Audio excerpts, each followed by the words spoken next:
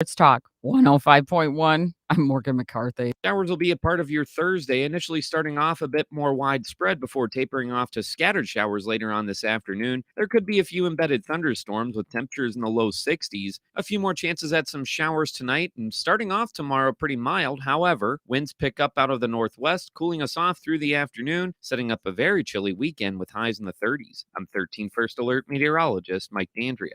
Hey, coffee lovers, looking for a new Java experience that's like no other? Look no further than Cabin Coffee in Altoona. At Cabin Coffee, they take your daily brew to the next level. Their beans are roasted to perfection, delivering a taste that's rich and bold. But they're more than just coffee. Their cozy atmosphere and friendly baristas make you feel right at home. Come on in and savor the moment at Cabin Coffee. They're located right in the River Prairie area in Altoona. Don't just have coffee, have Cabin Coffee, where every cup is a taste of perfection. If you need to hire, you need Indeed, because Indeed's all-in-one hiring solution helps you attract, interview, and hire candidates all from one place. Visit Indeed.com/credit.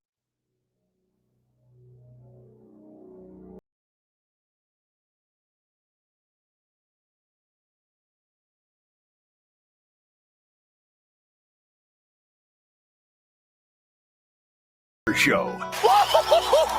Yes, sir. Yes, sir. It's the show that features serious, thought-provoking sports talk and insightful sports commentary. You knew it. In other words, it's the show where they all talk a crap load about sports. Let's go for it. Now let's introduce your host, a man who lives and breathes and has a passion for sports. A man who breaks everything down in the sports world and gives you everything you need to know. Plus a bunch of stuff you probably don't need, but you'll still enjoy it.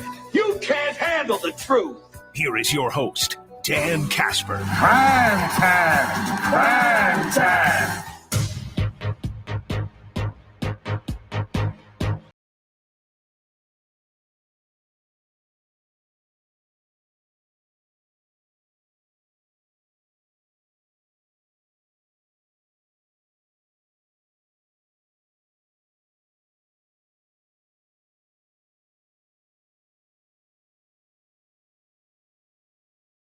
What's up, everybody? Good morning and happy Thursday. Thirsty Thursday.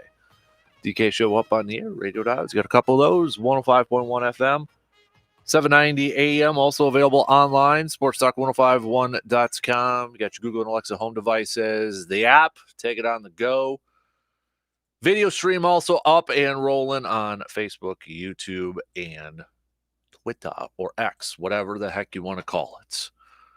Appreciate you making us a part of your start if you're already up and at it on this. Again, depending on where you're listening to from, but in the valley here in Eau Claire, a little wet, rainy kind of start there. I think it still rain. Was a couple hours ago. What do we got on the good old game plan? Happy tip-off night. Bucks tipping off their regular season tonight against the 76ers. Reminder, you can catch that game. All Bucks games at the radio dials only, 105.1 FM, 790 AM. But Bucks officially will start their season 2 nights. I know I asked you a couple days ago, expectations, predictions, all that fun stuff. If you haven't had a chance to give us your predictions, let us know. Hit us up with a text on that Shoe Doctors bullpen line, tweet, Facebook, whatever works best for you. Got the Bucks winning the championship this year. How far you got them going? What are your expectations for this team? Got to imagine pretty darn high, right? Pretty high for me. Why wouldn't they be? Well, why wouldn't they be this year? So we're going to talk some hoops. We're going to talk some Bucks. I'm pumped for this Bucks season to get going here. Mostly because it is high expectations. It's whenever we can begin a season with our favorite teams, knowing that the expectation is a championship. But not only that, but they actually have a shot to win a championship. I'm pumped for this basketball team, man. I'm pumped for some Bucks basketball. I cannot wait. I know it can be a little bit of a long season for some fans out there. Maybe they kind of start to pay attention a little bit more around Christmas, after Christmas, because you still got the NFL going on. The NFL season's going on. World Series coming up here too. So there's hockey's going on. So there's stuff going on, and usually I think more people kind of get into hoops, Christmas Day games, and maybe just past the New Year is when it starts to kick in a little bit more. But nonetheless, I'm still really pumped for this Bucks season. High expectations.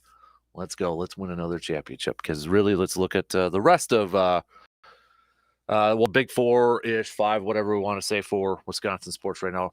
Shouldn't say it because Marquette's got some high expectations too for hoops this year too. But you look at the Badgers, you look at Badger football, Badger hoops. We'll kind of see a little bit of unknown right now. Packers, no. Brewers, well, we're going to get to the Brewers here in a second. So it might be all Milwaukee hoops this year. Marquette and the Bucks as our top teams right now. So we'll talk some hoops. Speaking of baseball and the Brewers, yesterday, news being reported, maybe not a big surprise for a lot of Brewers fans, but also maybe kind of dreading this news if it was going to happen. But Craig Counsell is interviewing with the New York Mets for their managerial position.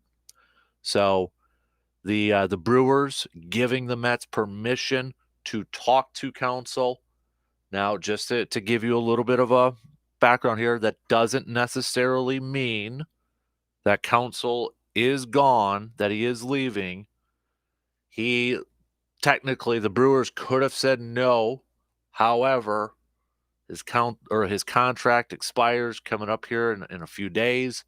So then he could have interviewed without having the Brewers' permission. So Brewers maybe not trying to, give any bad blood or whatever have you right now. But nonetheless, being reported that Craig Counsell is interviewing with the Mets for the same position. Same position. How do you feel about that, Brewers fans? How do you feel about that? The fact that he is interviewing right now. Does that make you maybe a little bit more worried that Counsell is going to be leaving? Now, going through the season, at the end of the season, there were some of you, though, too, that wanted a new manager. Maybe you weren't fans of Craig Counsell. Love to hear from you all, too. Majority, though, right now, majority wants Craig Counsell back.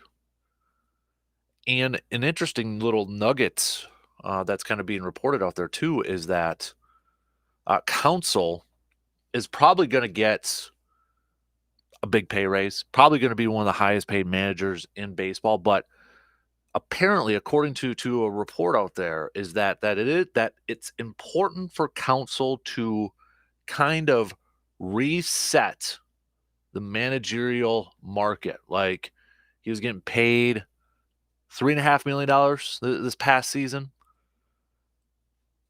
But apparently it's important for Counsell to kind of reset that market and making sure managers across baseball get a little bit more dough, get a little bit more paid, get a little bit more compensated out there. So that's kind of being floated out there. Again, this all doesn't necessarily mean that the Counsell is going to be gone, but the fact that he is talking with them, he is exploring other options. Another team that has been kind of attached to him is Cleveland, which is kind of interesting that, you look at Cleveland, you look at Milwaukee in terms of payrolls and such, you're kind of like, a lot similar there, maybe potentially. But this is going to be a situation to watch here in the next, I would imagine, a couple weeks here. The fact that Counsell is interviewing with the Mets, I think tells us all that he does plan to manage the upcoming season, that he is looking to manage. Maybe not necessarily taking some time off, taking a year off. Maybe I'm reading into that a little bit more, but and maybe he's just kind of, talking, seeing what they got to offer, and maybe he's going over there and seeing what Steve Cohen, who we know likes to spend some money, is willing to offer him, giving him a contract offer. Then he goes back to Milwaukee and says, This is what the Mets are giving me. What can you do? Or what the Mets are willing to give me. What can you do? Something to kind of keep an eye on in the next few days here. But the fact that he is interviewing here soon, maybe we're getting close to a decision here. And can you? I'm just like, I was thinking about this last night when this popped up and all that. Can you imagine in the next couple of years? Because there's not a lot. I mean, it could change this offseason, no doubt about it. But there, when the Mets were kind of selling off at the trade deadline, was it Scherzer that said that, he was kind of told that, Mets not really looking at 2024, looking at 2025. But could you imagine if in the next couple of years, say 2-3 years, the Mets win a World Series with David Stearns and Craig Counsell leading the way, how Brewers fans would feel? I think they would directly throw even more frustration to their owner, Mark Anasio.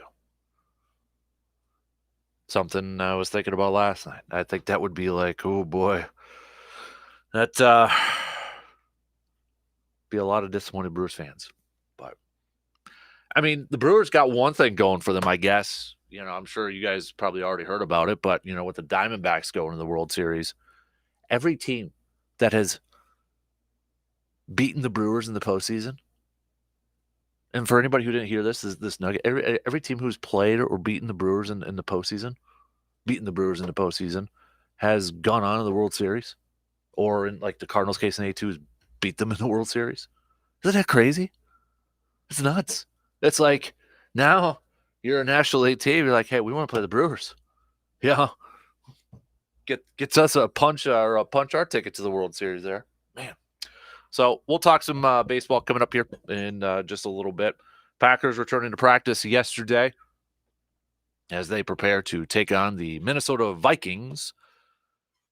A little bit all over the place with this injury report for the Packers. Devondre Campbell did return to practice.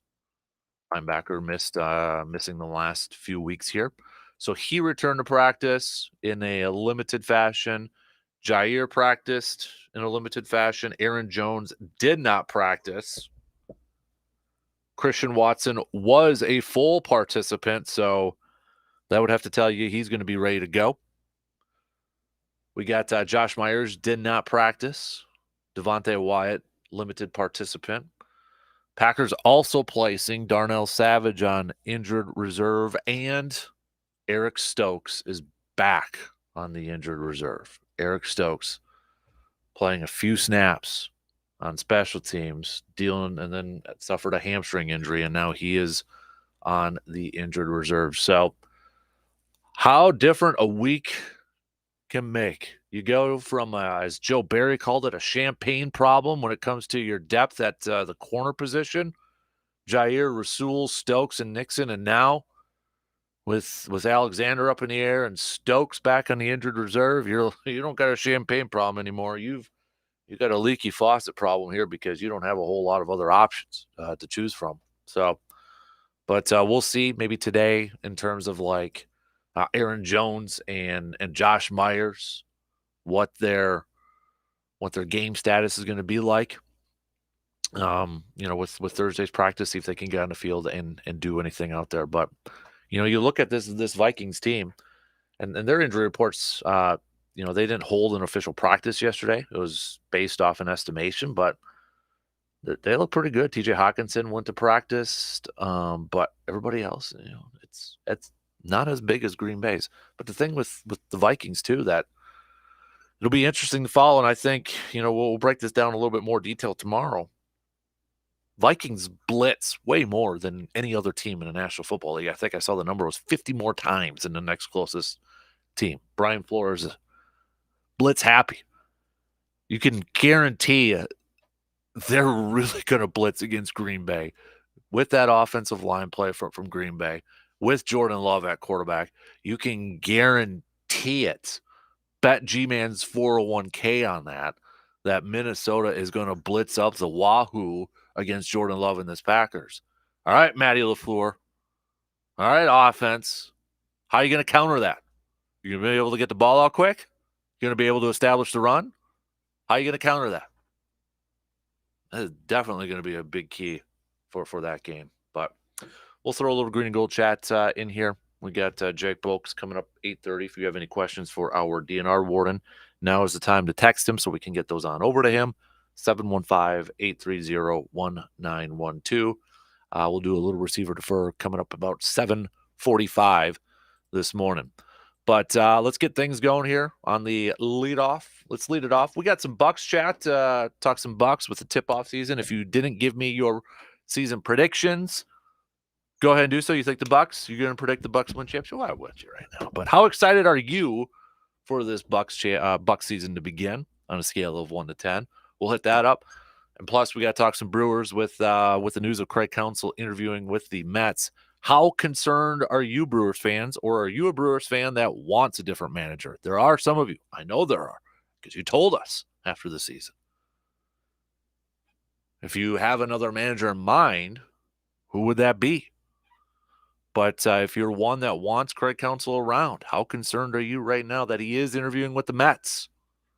And how upset would you be if he did leave? We'll take that first break, and then the leadoff coming up. Do a little bit of a mixture of Bucks and Brewers chat for the first hour this morning. We'll be back in just a few minutes. Got a take on today's topics but can't call in? Then hit us up on Facebook, Twitter, or the text line and let your fingers do the talking. Life can be a real pain, but you know what? It doesn't have to be. That is if you visit Shepke Chiropractic. At Shepke Chiropractic, they're dedicated to helping you achieve a pain-free, healthy life. Dr. Logan understands that each person is unique and will tailor their care to meet your specific needs. Shepke Chiropractic's goal is to work with each patient to achieve their goals and perform to their fullest potential in the capacity that their life requires. They offer in-depth assessment and a thorough caring approach to correcting your body, mind, and soul. So let me ask you two simple questions. Are you tired of living with pain and discomfort? Are you ready to take control of your health and well-being? Don't let pain hold you back any longer. Make your appointment with Shepke Chiropractic at one of their 2 locations today. Just visit ShepkeChiropractic.com to learn more and to book your appointment. Your journey to a healthier and more fulfilling life starts here at Shepke Chiropractic. Make your appointment today at ShepkeChiropractic.com. You want to feel important. You want to be part of something bigger, something that matters and can help change things. You want to feel like you belong. We know. We felt that way too. And that's why we did something about it.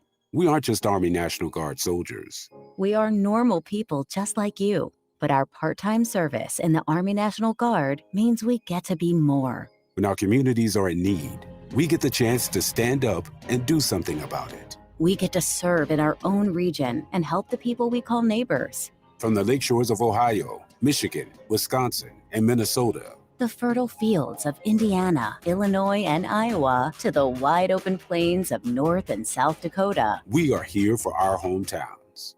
And together, we can make a difference. Take on your legacy. Visit NationalGuard.com to find out more.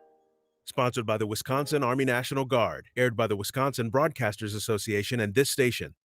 No matter how large or small your digging project may be, no matter how urban or rural, you must always call 811 before any digging project. 811 is our national one-call number, alerting your local utility companies to come out and mark any lines they have near your dig site. So before you do this or this, make sure you do this. For digging projects big or small, make the call to 811, brought to you by Common Ground Alliance. We're going abroad for the first time in years, to Spain. So we started using Babbel. And started learning Spanish fast. With Babbel, you can start having conversations in another language in just 3 weeks. ¿Cómo te llamas? ¿Cómo te llamas? When you learn a language, you want to actually use it. Babbel is designed with that goal in mind. In just 3 weeks, we're starting to have conversations in Spanish. Gracias, Babbel. Babbel, language for life. Now try Babbel for free at Babbel.com. That's Babbel.com. Jim Gaffigan here with some more Straight Talk. Now you can get a Walmart Plus membership, plus not pay for it. It's included with Straight Talk wireless plans. You get free delivery with Walmart Plus a Paramount Plus subscription included. Plus, you pay less for gas. That's a lot of pluses. Only Straight Talk gives you unlimited 5G data and Walmart Plus included on select plans for free. Straight Talk Wireless, available at Walmart. Requires service on Gold or Platinum Unlimited. One offer per eligible account. Paramount Plus Essential Plan only. Separate registration required. Additional terms apply. Hi, it's John Murphy. It's amazing the work our veterans have done for us here in the Chippewa Valley, securing our freedoms, supporting local business, and strengthening our communities. Now we need your help to help salute those veteran-owned businesses who have become such a vital part of our communities. Midwest Family is planning a 715 Veteran Salute. We would like to reach out to our veteran-owned businesses. If you are a veteran-owned business or know someone, call me at 715-852-2667 or email me, John Murphy at MidwestFamilyEC.com. Thank you, and thanks to our veterans for their service. Because you have high standards and won't settle for anything less, like your wife did. It's the Dan Kasper Show.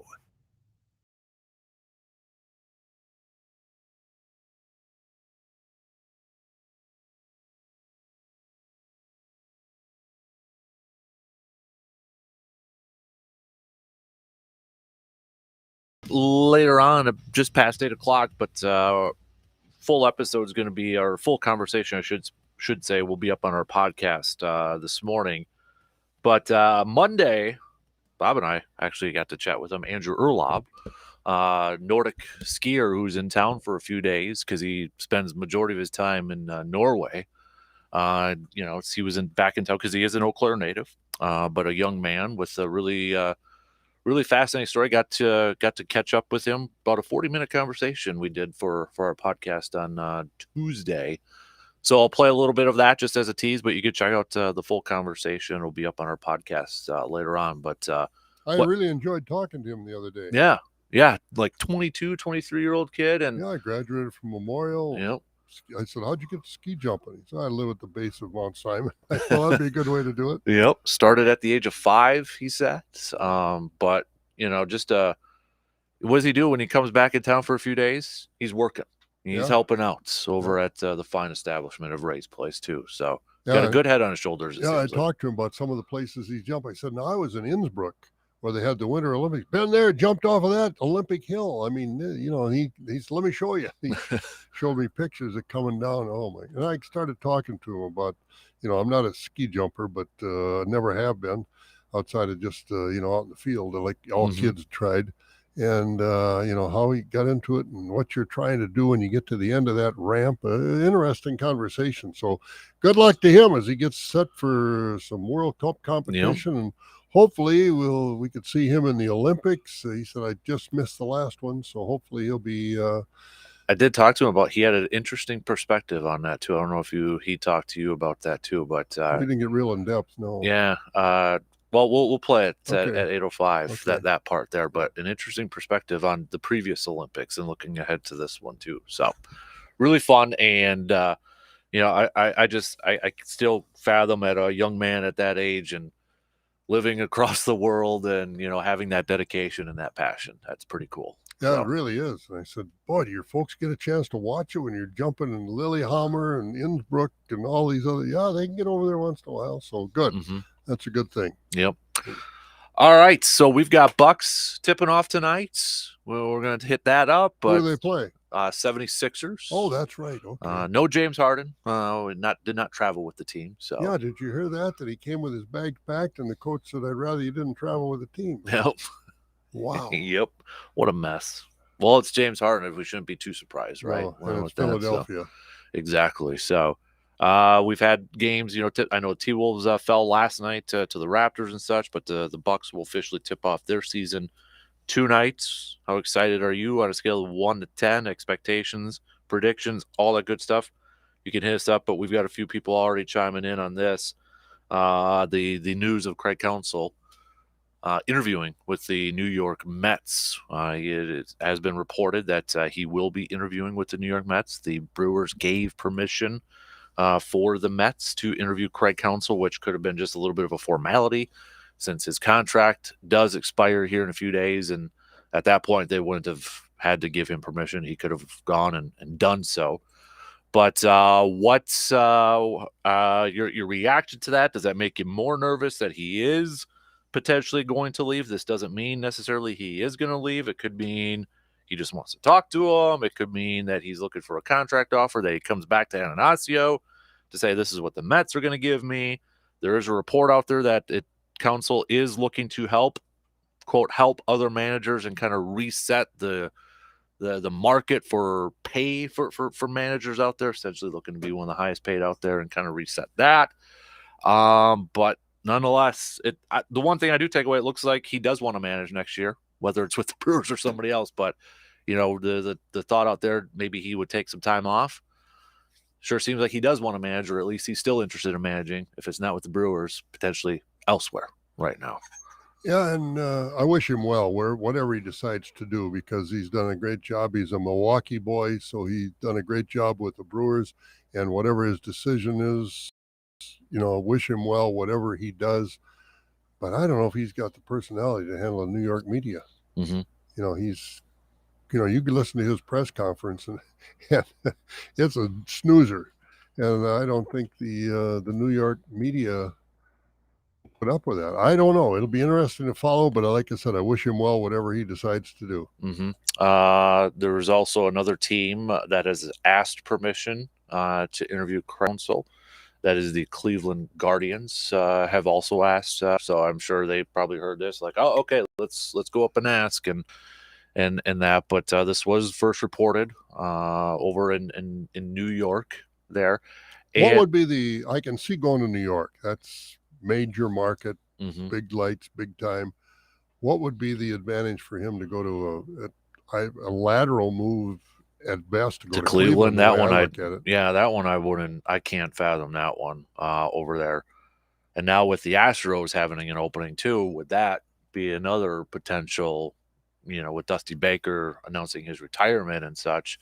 He's got to be on everybody's list. I would think so. At this point. And I know there are a few Brewers fans who don't want Counsell as their manager. We had a few chime in after that playoff loss. Same ones that don't want Aaron Rodgers to be the quarterback of the Green Bay Packers. You like losers. Go off, Bob. I love it, man. I love it. I want Counsell back. So do I. I want Counsell back. Is he perfect? No. I mean, but name a coach who's made 100% perfect decisions. What he's done with a franchise like Milwaukee, come on, people. Mm-hmm. I agree. I agree. Let's walk around. Everybody that's thinking that way, put an L on your head. The scarlet letter. Scarlet letter L. The same ones that didn't want Aaron Rodgers to quarterback the Packers don't want Craig Counsell to be the manager of the Brewers. Boy, let's live in this cellar all our lives. So Milwaukee Journal Sentinel, they did a good write-up and kind of did, broke it down here. And one of the questions they said, would Counsell take the job with the Mets? Throughout the final months of the season, some Brewers personnel expressed they did not believe the Mets, despite their financial might, to be all that serious of a threat to pry Counsell away because of the increased responsibilities and challenges that come with the largest media market in the country. Then there are Counsell's hometown ties. His history as someone who grew up in and around the Brewers, played for them, worked in the front office, managed them as unique as it gets in sports.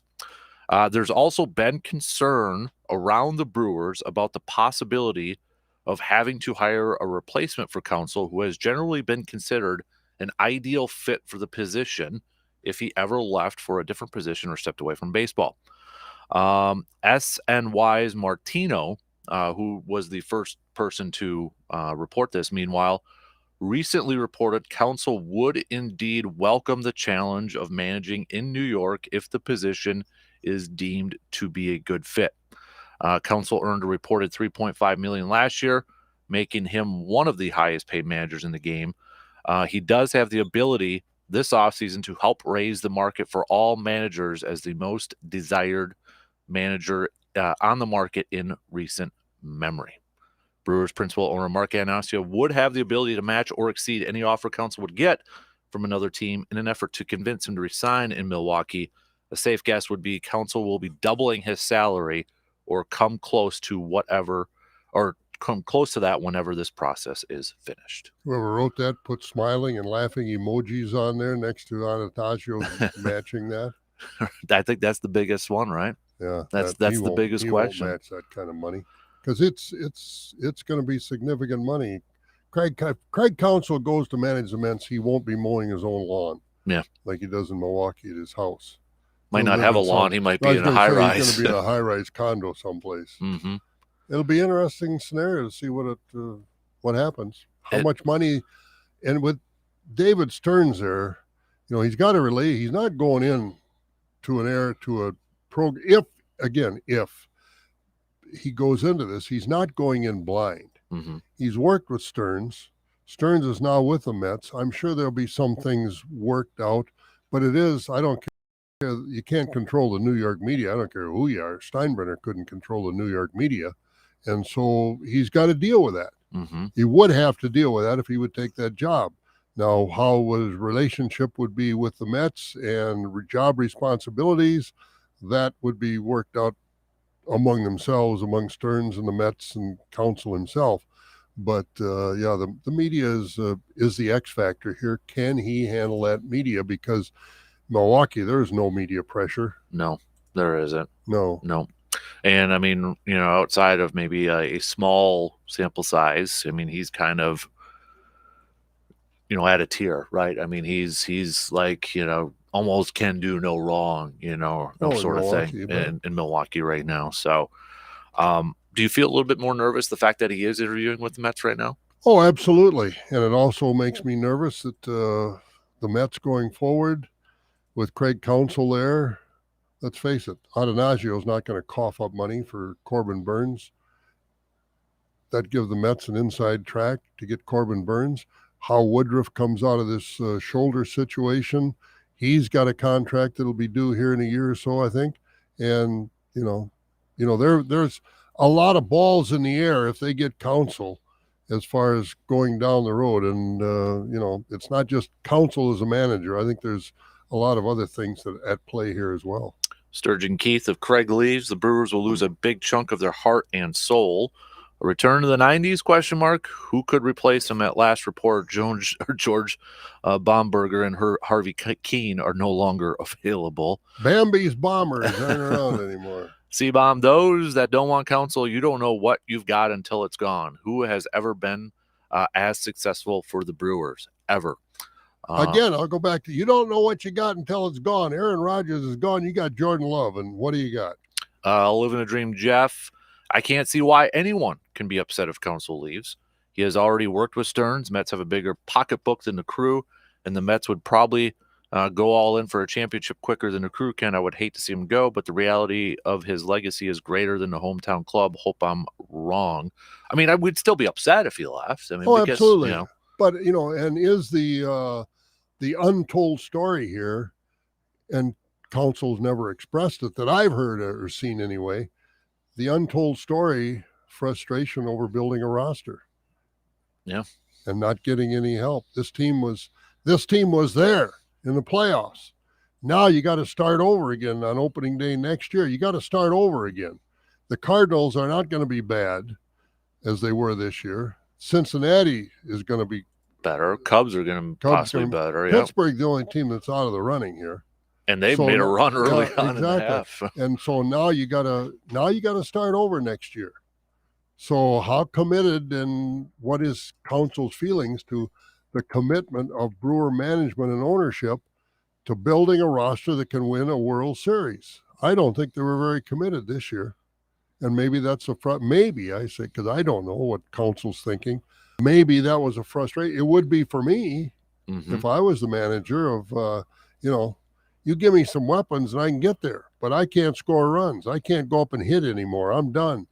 And so give me some help.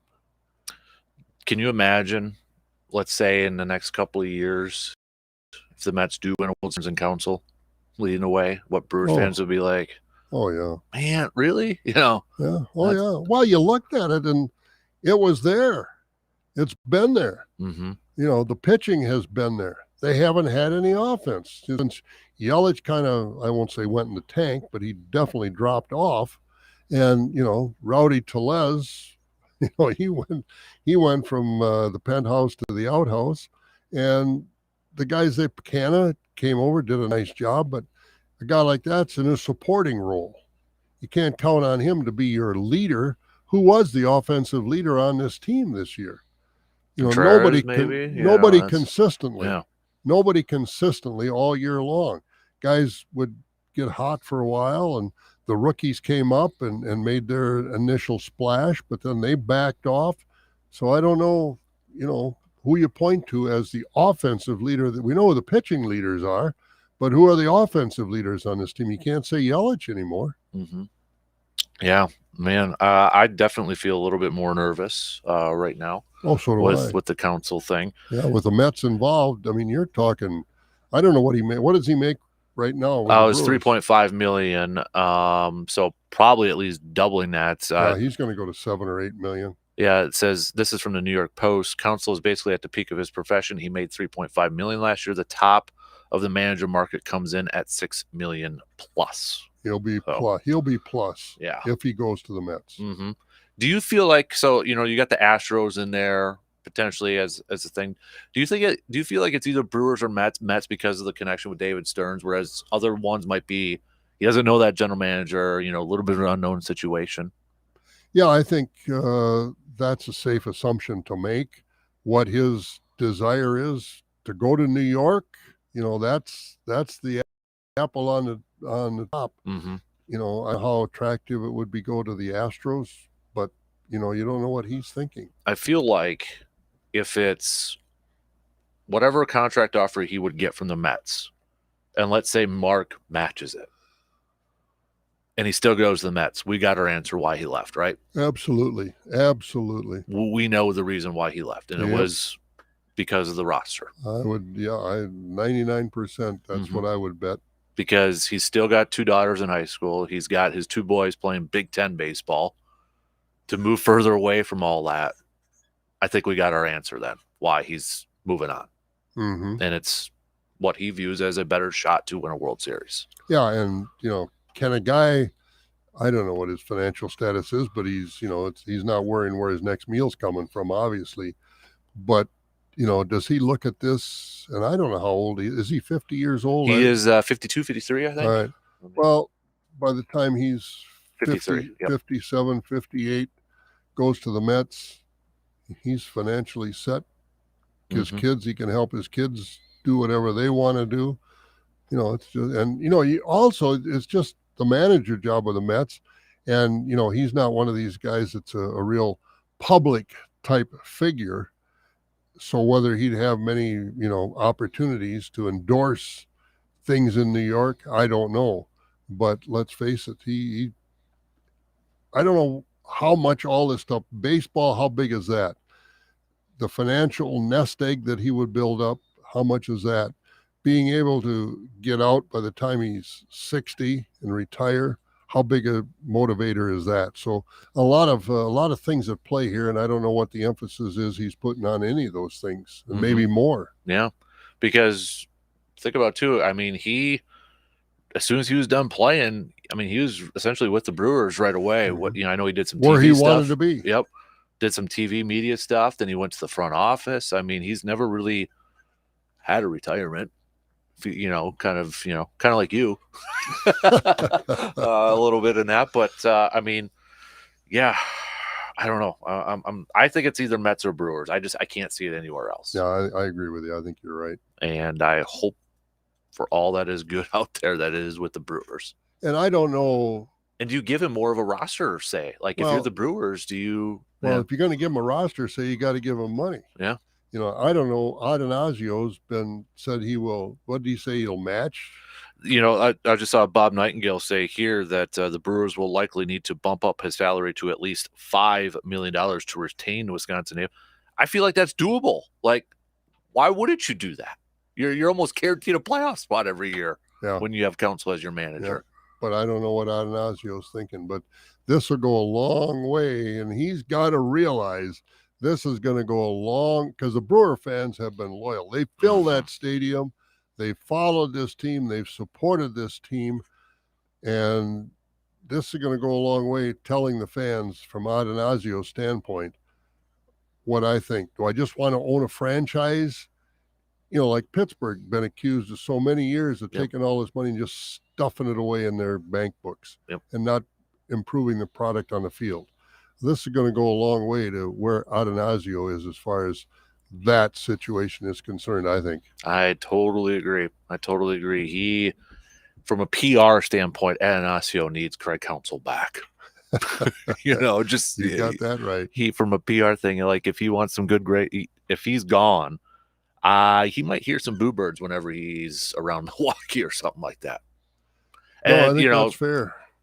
Whoever that new manager would be kind of put under the spotlight too, like, being compared to Counsell. And I know Counsell didn't win a World Series or anything like that, but there's going to be expectations to, all right, can he take it up another step, or can he have the continued success that Counsell had too?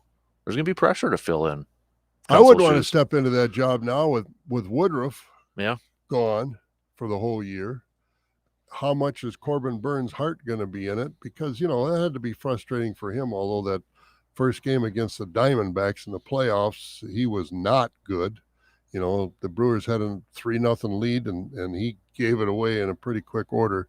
But, I don't know. The Brewers are a spot right now where they got to make the right moves. And I don't know what's on Atanasio's mind and the new general manager. Are they Santana, Kana? Who's coming back? We don't know. Mm-hmm. And, are all these guys going to become, these rookies are going to be coming back? Obviously, they're under contract. They're going to be better. But is Yelich going to be better, or is he plateaued to where he's just an average player now, making all that money? They got some answers or questions that they need to answer. I missed this. This was from Friday. Joel Sherman of the New York Post reported that, quote, multiple MLB officials have said they believe it is far from a slam dunk that Stearns is just biding time and will ultimately hire Craig Counsell as manager for the Mets. So, yeah, and Stearns, a lot of pressure on Stearns too, because he's got to hire a manager that can handle New York. Mm-hmm. And so he's worked with Counsell enough, he knows him enough to have an idea, at least, if Counsell can handle New York, the media being out in the public, this, that, and the other thing. So, there's a lot on his shoulders too. Yeah. Because the Mets have got a lot of money tied up. And I feel like the Mets probably wouldn't be a team, and I could be wrong, but they wouldn't hire a manager that has like really no experience, like Stephen Vogt is a popular name as a potential manager. Mm-hmm. Guy who just got done playing a couple years ago, played for the Brewers just a few years ago too. I don't feel like the Mets would hire a guy like that. No, where like that ceiling's high, but there's still an unknown. Like it's a wild card. He's got to serve an apprenticeship, so to speak, someplace like Counsell has in Milwaukee. Mm-hmm. And I know he was the Mariners for just this year, but I feel like the Mets want a little bit more of an established, more experienced type of guy. I mean, Counsell is the perfect fit for the Mets, from a resume standpoint. Oh, I agree with you. Oh, man. What good Lord. Yeah, it's going to be interesting going forward. I don't know what the timetable is on this as far as, I'm sure it'll be after the World Series. Because they'll let the World Series have the headlines. But after the World Series, I'm sure anything can happen at any time. Yeah. And I mean, Bob Melvin's already with the Giants. The Bob Melvin thing the last couple of years, hasn't that been kind of crazy to follow? Yeah. And I don't know why. I think Counsell's a better manager than Bob Melvin. Yeah. I mean, I guess the Padres are an opening too. I don't know if that's kind of and boy, what a roster they have underperforming. Yeah. I don't know if that would be something Counsell, but wow. I don't know if Counsell was attached to that at all. I don't know. I don't know. All right. What are your thoughts, Brewers fans? How nervous are you on a scale of 1 to 10 about Craig Counsell leaving the crew with the news that he is interviewing with the Mets for their managerial job? Hit us up with a text on that Shoe Doctors bullpen line, 715-830-1912. We'll take a quick break, finish up the first hour. We got some hoops talk as well. Bucks tip off their season. What are your expectations for this ball club this year? 180! The Dan Kasper Show will be right back.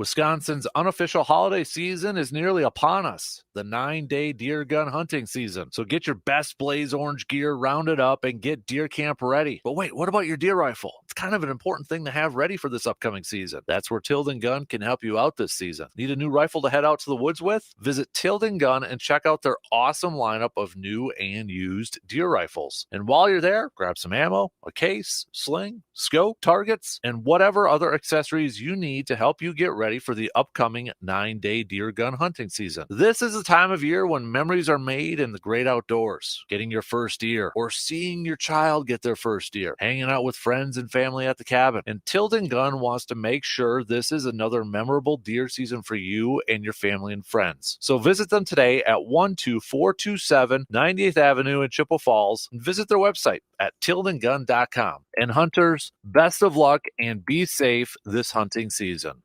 Finding great candidates to hire can be like, well, trying to find a needle in a haystack, but not with ZipRecruiter. Its powerful technology actively finds and invites qualified candidates to apply to your job. So while other companies might deliver a lot of hay, ZipRecruiter finds you the needle in the haystack. See why 4 out of 5 employers who post a job on ZipRecruiter get a quality candidate within the first day. Try ZipRecruiter for free at ZipRecruiter.com/free. That's ZipRecruiter.com/free. My part-time service in the Army National Guard makes it possible for me to be more for the community I call home. My training helps me at work when I lead by example. The Army National Guard has taught me the value of showing respect to those I come in contact with each day. My service also allows me to be there for my community in ways others can't. I help my hometown recover after nature strikes. My service in the Army National Guard allows me to keep my country and those I care about safe from threats. I also work with a network of professionals that help me succeed and accomplish the mission. Plus, the Army National Guard education benefits make getting a higher education a reality. Being an Army National Guard soldier makes living and serving in my community more rewarding every day. Learn how you too can live and serve part-time close to home by visiting nationalguard.com.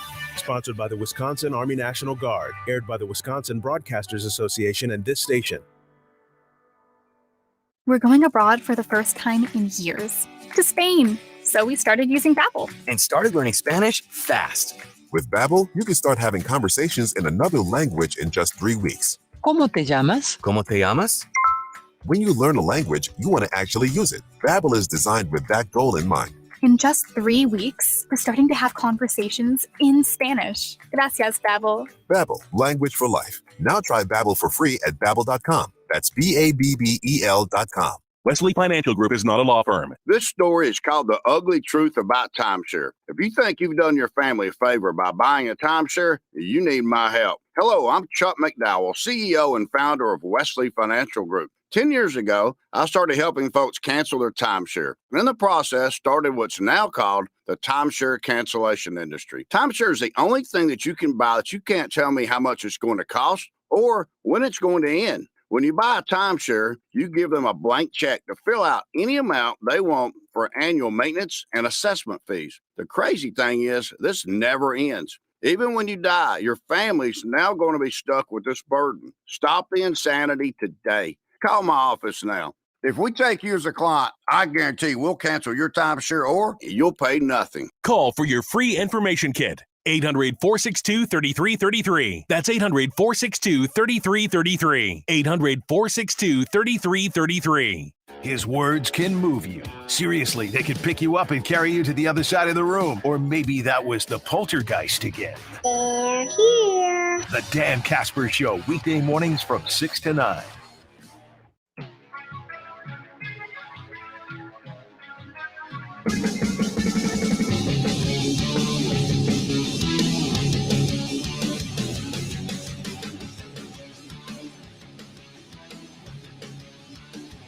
Don't forget to get your picks in for our Pro Football Weekly Pick'em Challenge with Week 8's officially kicking off tonight. Tampa Bay visiting the Buffalo Bills. Current leaderboard, you got Tony up there in first, Garrett in second, Jason and Henry tied for third. So every game's going to matter.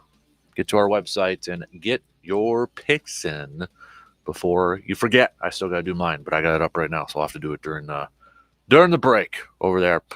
Quite a few of you with some messages in. You don't want to see Craig Counsell gone. A lot of you asking who would replace Craig Counsell as manager if he were to leave, and that's kind of $1 million question at this point, right? I mean, I don't know if it'd be their bench coach Murphy, who has been with Counsell since the beginning, was Counsell's college coach at Notre Dame over there too. Kind of a thing. Murphy was actually a finalist for the Mets job a couple of years ago too. So would he follow Counsell over there? Would he take over as Brewers manager? Right now, I wouldn't even know where to go on that one. Who makes a better manager in your mind, a former player or someone that's come up through the ranks, played, semi-pro, maybe a little bit in the minor leagues, but never made it in the majors, a guy like that, or a guy that played Major League Baseball? I'd probably go a player that played Major League Baseball. That's the way I would go too. Because remember, there was like that trend. It was like catchers were always getting the jobs. Mm-hmm. You remember that trend not that long ago? It was like, oh, former catcher. And it's like, well, Rossi, is with the Cubbies, former catcher. Well, too, Bruce Bochy, Texas, and what's his name from his wife was from Chippewa Falls. He managed the Dodgers, was a catcher for the Dodgers. I'll think of his name later on, but his wife is from Chippewa, and there are many other catchers that became major league managers. Socha and good ones. Mike Socha. That's who I'm thinking of, Mike Socha. Mm-hmm. Yeah, and his wife's from Chippewa Falls. Yeah, I did not know that. Yeah. I did not know that. There's another nugget right there. There you go. I like that. So it makes sense. It's like, well, they call the games behind the plate. So, you're a former catcher too. So maybe you should apply. Yeah. Yeah. It's a different perspective being behind the plate. I mean, you're the only one that can see the whole field. Mm-hmm. You really are. So it's a different perspective. But Counsell was never a catcher, but he's turned out to be an awful good manager. Yeah. And is there something to it too? Because he was kind of that utility player. He played all across the infield and such, and he was never a star player, but he was a very solid player. And I remember reading a story a couple of years ago. I think it might have been on ESPN when he first started, and I think it was Jim Leland. Like who is this guy? Because you look at him and he's doesn't look like a baseball player, right? Mm-hmm. But he outworked and put in the time and over exceeded expectations. Yeah, the craziest batting stance ever. Yeah. And I think that says something to it too about maybe being a very good manager, knowing the work ethic that it takes, to get to that point. Because I'm trying to think who was like the last superstar player in any sport that has gone on to be a really good coach. Like Larry Bird was a good coach, but he didn't do it for very long with Indiana. No, and he admitted that he couldn't have coached without the assistants that he had next to him, right. Strategizing, putting an offense and defense in there. Right. I mean, he knew the nuances of the game and this, that, and the other thing, but he admitted that, his assistant coaches were very important to him. You look at Phil Jackson, he was a good player with the Knicks, but they won a title with him on the roster and he played a lot, but I wouldn't call him a star. Mm-mm. And, there haven't been a lot of them. Because I think of like the superstars now, and I'm like, I can't think of somebody who would be, and you never know, but like who would make a good coach. And, if anybody had an ego that would want to do it, it would have been Michael Jordan, because he wanted to get into ownership. He didn't want to quit playing, because, you've got, and rightly, he's got an ego. I'm not criticizing the guy. I'm just saying he's got an ego. Well, Magic Johnson did it for a little bit. And he wasn't very good at it. And he admitted he wasn't very good at it. Nope. So, it's tough. You got to have a different mindset. Maybe Bill Russell, because he was a player coach for a little bit. Yeah, but he was coaching himself. That's you right. can coach Bill Russell. That gives you a heads up. But I think a lot of those guys that are stars get frustrated that the guys that play for them don't play up to their expectations and what they did on the floor or on the field or whatever the case may be. I think there's a lot goes into it. I think you hit it on the head there too, because it's got to be like, maybe like a mindset is like, well, if I did this, why can't you do that? Nope. Sort of thing. I got a Magic Johnson card when he was a coach. Really? Yeah. I think I got it still somewhere. He didn't last very long. No, he didn't. But that, when you said that ego and that Magic Johnson, that's a healthy ego over there too. Oh, absolutely. You got to have a healthy ego. There's no question about it. Yep. I agree. But I don't know who the last maybe really, really, really good player that turned into being a really good coach? It's a good question to ask. I don't know. Maybe some of the folks can text us or let us know. Let us know. Like, I'm trying to who we think. miss it. Like, who would be? I mean, baseball, basketball, football is a little bit tougher, for a former player to. Trying to think, like a good player, not just Bart Starr wasn't all that great a coach. Forrest Gregg, not that successful. More in Cincinnati than Green Bay. Forrest Gregg, yeah, but as a head coach, not near the success on the sidelines as they had on the field. And you look back at a lot of other ones that have tried to do it, and none of them jump out at me. Yeah, coach wise, because there's examples of like GMs and such, but Jeff says Danny Ainge. Well, Ainge was mostly for front office, not a coach. He only coached a little bit with the Suns. He was more of the front office. Yeah, he came back with the Celtics. I would say Jerry West would be like, if we're talking about guys who were players, really good players, and went to the front office, Jerry West would be number one for me. Yeah, at the top of that list. Yeah. And I don't know if who's won an NBA championship. If they have been, did Ainge win an NBA championship with the Celtics? He did. Yep. But I wouldn't call him a superstar. He's no way near the Magic Johnson type category at all. Larry Bird, nowhere near those guys. No. But yeah. Anybody else, if you can think of it, let me know. Let us know. Yeah, Hit us up with a text or something like that. I can't think of them. But all right. Speaking of hoops, we're going to talk some hoops coming up next hour here because Shot Clock's going to cut us off for the first hour. Bucks tip off their season tonight. The highly anticipated, high expectation for this ball club this year. Giannis with his new extension. So we're pumped for this Bucks season to start. What are your expectations? What are your predictions? How excited are you for the Bucks season to tip off?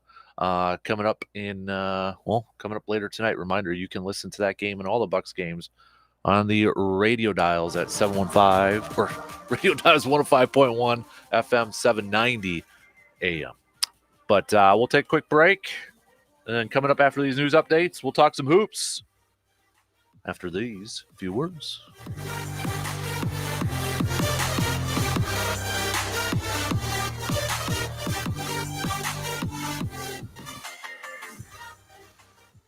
WAYY Eau Claire, W286CK Eau Claire, Sports Talk 105.1 and 790 AM.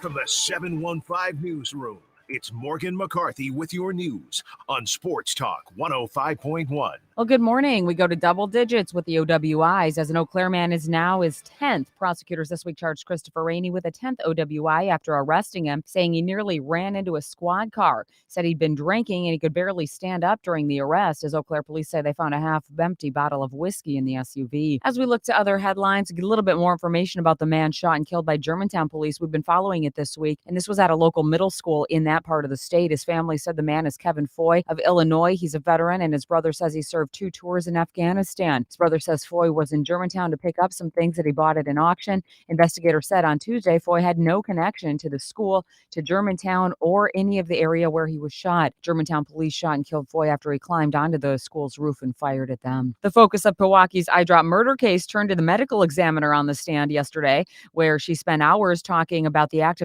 ingredient in eye drops and how it affects people, saying they can die from drinking too much chemical, and that's what she thinks happened in this case. Though Jesse Krachewski is looking at homicide charges after police say she poisoned her friend with eye drops. On the other side, lawyers say the was suicidal and killed herself by drinking the eye fluid on her own. The medical examiner expected back on the stand in the trial today. Of course, if you're a Bucks fan, then you're looking forward to the season opener tonight against the 76ers. Sure, you and Kasper are dribbling up and down the court with details there, hoping for a slam dunk. So we're going to talk about the season ahead. Halloween, have you carved yet? Do you have your jack-o'-lanterns all lit up and shining? Well, if you've wondered why we do that, why do we stab a knife into pumpkins and essentially gut them out and carve them? An Irish story says it starts in the 1700s with who else? Jack. A drinker, a miser, a liar, a good-for-nothing character. The story goes the devil was chasing Jack, and Jack tricked him into climbing a tree. And Jack had with him a turnip that he was eating, and he carved out the turnip, put the ember inside, and had a light that was protected from wind and rain and other things while he wanders the earth. And the Irish brought their tradition to America, where we changed it a little bit, but that's why we do it today. When the Irish brought this tradition of the candle and the turnip to the U.S., there were not many turnips around, but we did have these wonderful pumpkins that were even better suited. Now, I know we call them jack-o'-lanterns, but the resemblance to Dan Kasper is uncanny. I mean, listen to this checklist again. A drinker, a miser, a liar, a good-for-nothing character. What do we think? Should we carve Kasper lanterns this Halloween? For Sports Talk 105.1, I'm Morgan McCarthy. Showers will be a part of your Thursday, initially starting off a bit more widespread before tapering off to scattered showers later on this afternoon. There could be a few embedded thunderstorms with temperatures in the low 60s. A few more chances at some showers tonight, and starting off tomorrow pretty mild. However, winds pick up out of the northwest, cooling us off through the afternoon, setting up a very chilly weekend with highs in the 30s. I'm 13 First Alert meteorologist Mike D'Andrea. The country's big four meat packers are being hauled into court again. Let's take a look at some farm news this morning on Sports Talk 105.1 and AM 790. DTN Network reports this time it's the U.S. District Court in Northern Illinois is going to be the scene of the action. They're being hauled in on more price-fixing charges. Those four, Cargill, JBS USA, Tyson Foods, and National Beef Packing Company, are being charged by four smaller packers with exploiting their market power in the meat market by conspiring to limit the supply of beef sold to buyers in the wholesale market. That action, the plaintiffs say, resulted in higher prices paid by smaller packers and the public. The charges claim that scheme ran from January 2015 until the end of 2021. Now, they've been called into court before in price fixing. This is a new, different lawsuit. And with all the activities in Congress, at least in the House, trying to finally find a new speaker, any Farm Bill activity has been happening out of the limelight. House Agriculture Committee Chairman Glenn Thompson of Pennsylvania is working hard to find money for the bill since no new funding is expected, but his ideas aren't sitting well with leaders of the Senate Ag Committee. Thompson wants to cut $50 million from food assistance programs like SNAP, the food stamps, as well as USDA's conservation programs. Senator Debbie Stabenow of Michigan, who leads the Senate Ag Committee, said those ideas are non-starters for the new Farm Bill. SNAP benefits now take about $8 of every $10 in Farm Bill spending. Many in Washington now say getting a Farm Bill done before the end of the year is not very likely. And China has reviewed the properties of genetically modified corn and soybeans and decided the products are okay. That means they have now approved the use of 37 GMO corn seed varieties and 14 soybean varieties. China hopes to eventually end their need to be the world's biggest importer of soybeans and corn to feed their huge population. That's a look at some of our food and farm news this morning on Sports Talk 105.1 and AM 790. I'm intern Bob. Hey, thinking of getting the latest iPhone? Then check out the amazing wireless offer from Boost Infinite. For more, just dial pound 250 on your phone and say Boost Infinite. You'll have the option to receive a one-time auto dial text message from this station.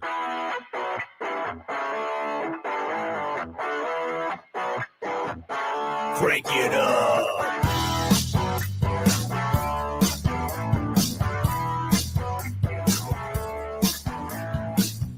Hey! Are you ready to take? Get up! Get up! He's on his way!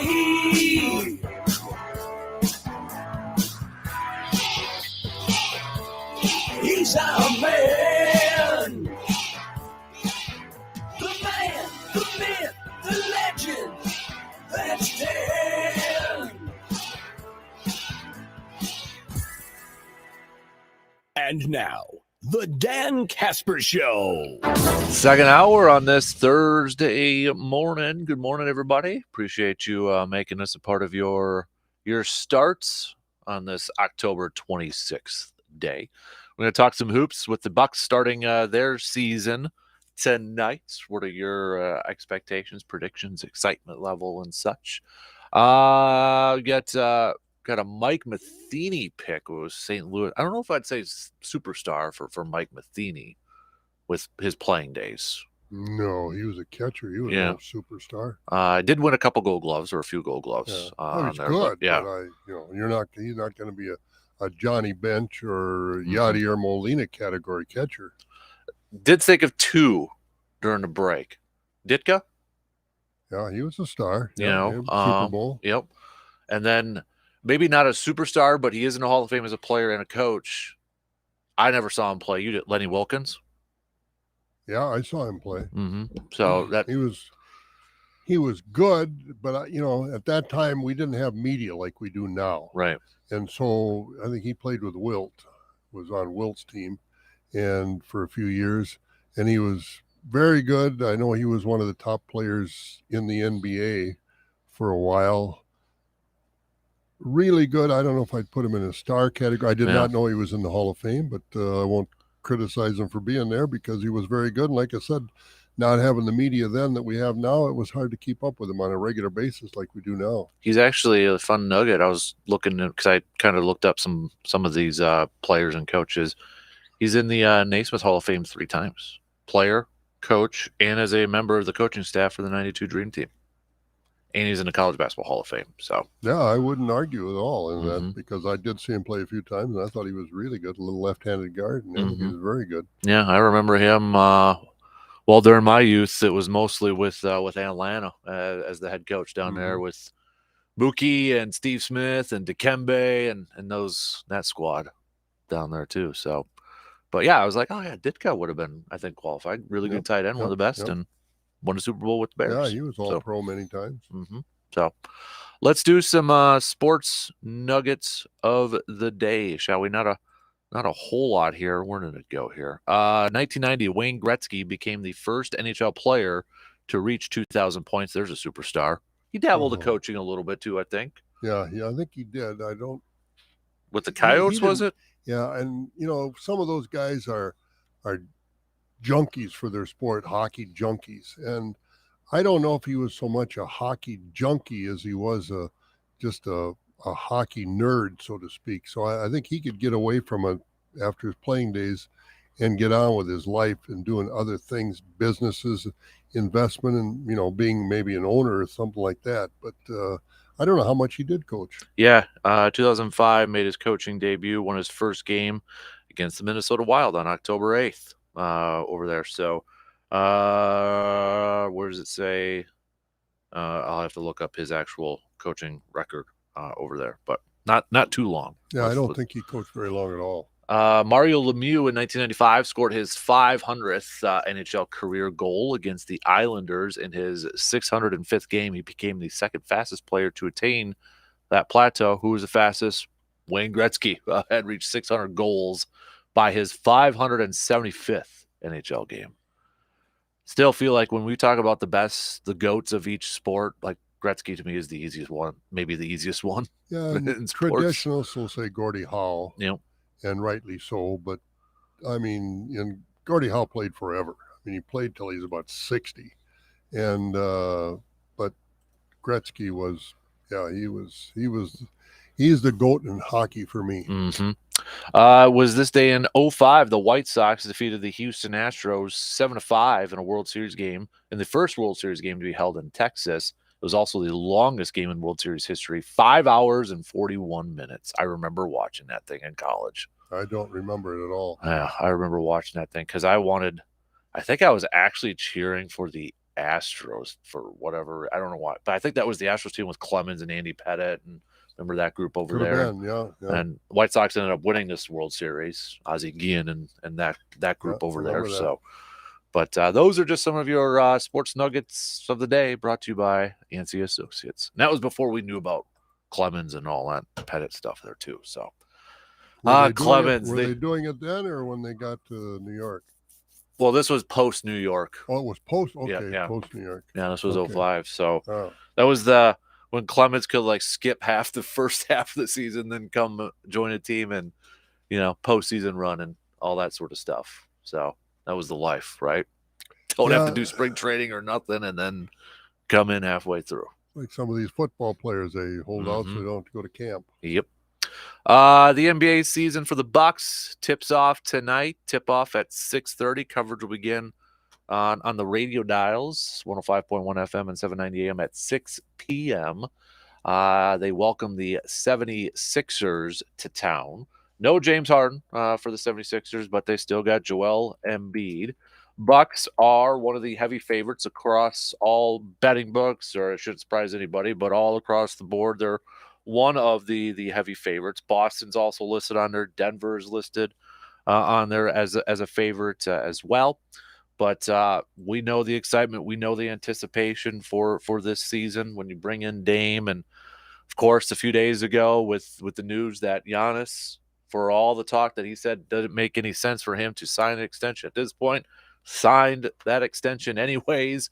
Matches the length that Damian will be with the Bucks in their current contracts right now. But championship or bust this season, would you say? Yep. Yeah.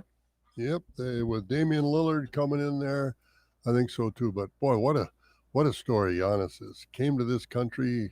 I don't even know if he knew how to speak English when he was drafted, and then he came in, and wow, he living in a 2-bedroom apartment with I don't know, his mom, his dad for a little bit before he passed 10 away. people. Yeah, brothers. Yeah, and, now he can buy the whole north side of Milwaukee or whatever it is. I don't know where he lives, but good for him. Mm-hmm. He's living the American dream that a lot of Americans can't dream because we're not 7 foot tall and can play basketball like you. Yeah. Going back to his press conference after practice a couple days ago after he signed that extension, all the talk about over the years him going to LA or New York, and we're like kind of maybe like council in the same essence. We're like, we just can't picture Giannis, bigger market type of guy. And one thing he did note about Milwaukee was like they give him his space. When he's out in public, they're very respectful. They give him his space, him and his family, that sort of, which you're not going to get in LA or New York or anything like that. And I'm sure there are paparazzi around Milwaukee, but not like New York or California or some of those other places. It's just Boston. It's not going to happen. Mm-hmm. Yeah. So he was big, and he said, he's very loyal, and he talked about, when he first came, and his brothers was able to, they were go to private school when they first. I remember watching a couple of them actually at state tournament, on TV and such. His kids, are able to go to school, something he said he's never able to do. And he's very loyal and thankful for what Milwaukee has given him, but also very humble too, because Milwaukee is not doing that for you unless you put in the work and actually be, becoming a superstar too. It's a two-way street. Yeah, but very humble guy, thanking everybody else besides, he could have easily said, yeah, that's, the superstar mantra that some of these people have. Like a guy like LeBron has the superstar mantra. He's got the superstar ego, so to speak. So he knows how to handle things in Los Angeles. Mm-hmm. He knows how to handle it in Miami. So he knows the business people. He knows people to rub shoulders with. He was on Sports Illustrated in high school and exactly. all, And I don't think Giannis yearns for that kind of thing. I mean, this guy's just signed $180 million contract. He's gonna make 60 some a year. Yeah, and he's looking at, I got enough money. He doesn't want to be, LeBron, Michael Jordan, Magic Johnson, they wanted to be empires unto themselves. And I don't think Giannis has that kind of an attitude at all. Mm-hmm. I think he wants to provide for his family, which he can for many generations of his family, and live a comfortable life where he's not hounded all the time. Mm-hmm.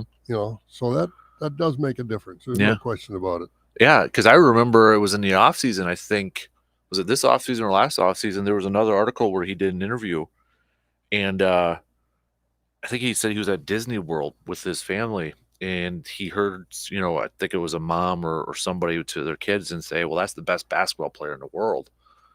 And he's like, he instantly thought of all that pressure on his shoulders and all that, which, you're going to be in LA or New York or something like that. Yeah, you're going to be expected to win a championship every single year, which Giannis has that on himself too, but being in Milwaukee, you get a little bit more of a, I don't want to say relaxed environment, but it kind of is a relaxed environment, isn't it? It is, yeah. There's pressure there to win. There's no question about it. All you have to do is look at when they get into the playoffs and the Deer District gets full and the stadium gets full and all kinds of things are going on. That's pressure. Mm-hmm. But it's a little bit different than LA and New York. Mm-hmm. Just kind of reading some other stuff from Giannis the other day here. Apparently, it was his brother Thanasis that was, kind of a guy that said, sign this up, sign this contract and get it done. And he said he's always trusted Thanasis with judgment, and Thanasis probably like, sign it so I can stay and get a job. I was just going to wait for you to finish, because they're going to say, well, that's because he wants to stay on the Bucks roster, and this is his bargaining chip of Giannis being comfortable having his brother on the bench with him and traveling with him. And I don't know if I'm sure Giannis has his own suite when he gets to other cities, unless his brother stays with him. I don't know. But no, I was just chuckling listening to you say that, because, that's a bargaining chip for him. Mm-hmm. Yeah, but he said, he's very loyal. Bucks fans should, like this comment. I can't turn my back, not now, not in the future, not never. And I want to be committed. I want to give back to the city of Milwaukee. And he has already, but, like LeBron. I got a title for Cleveland, and he was out. That's what I owe him. I'm gone. I don't owe him two. Just because I'm from that. And LeBron has done.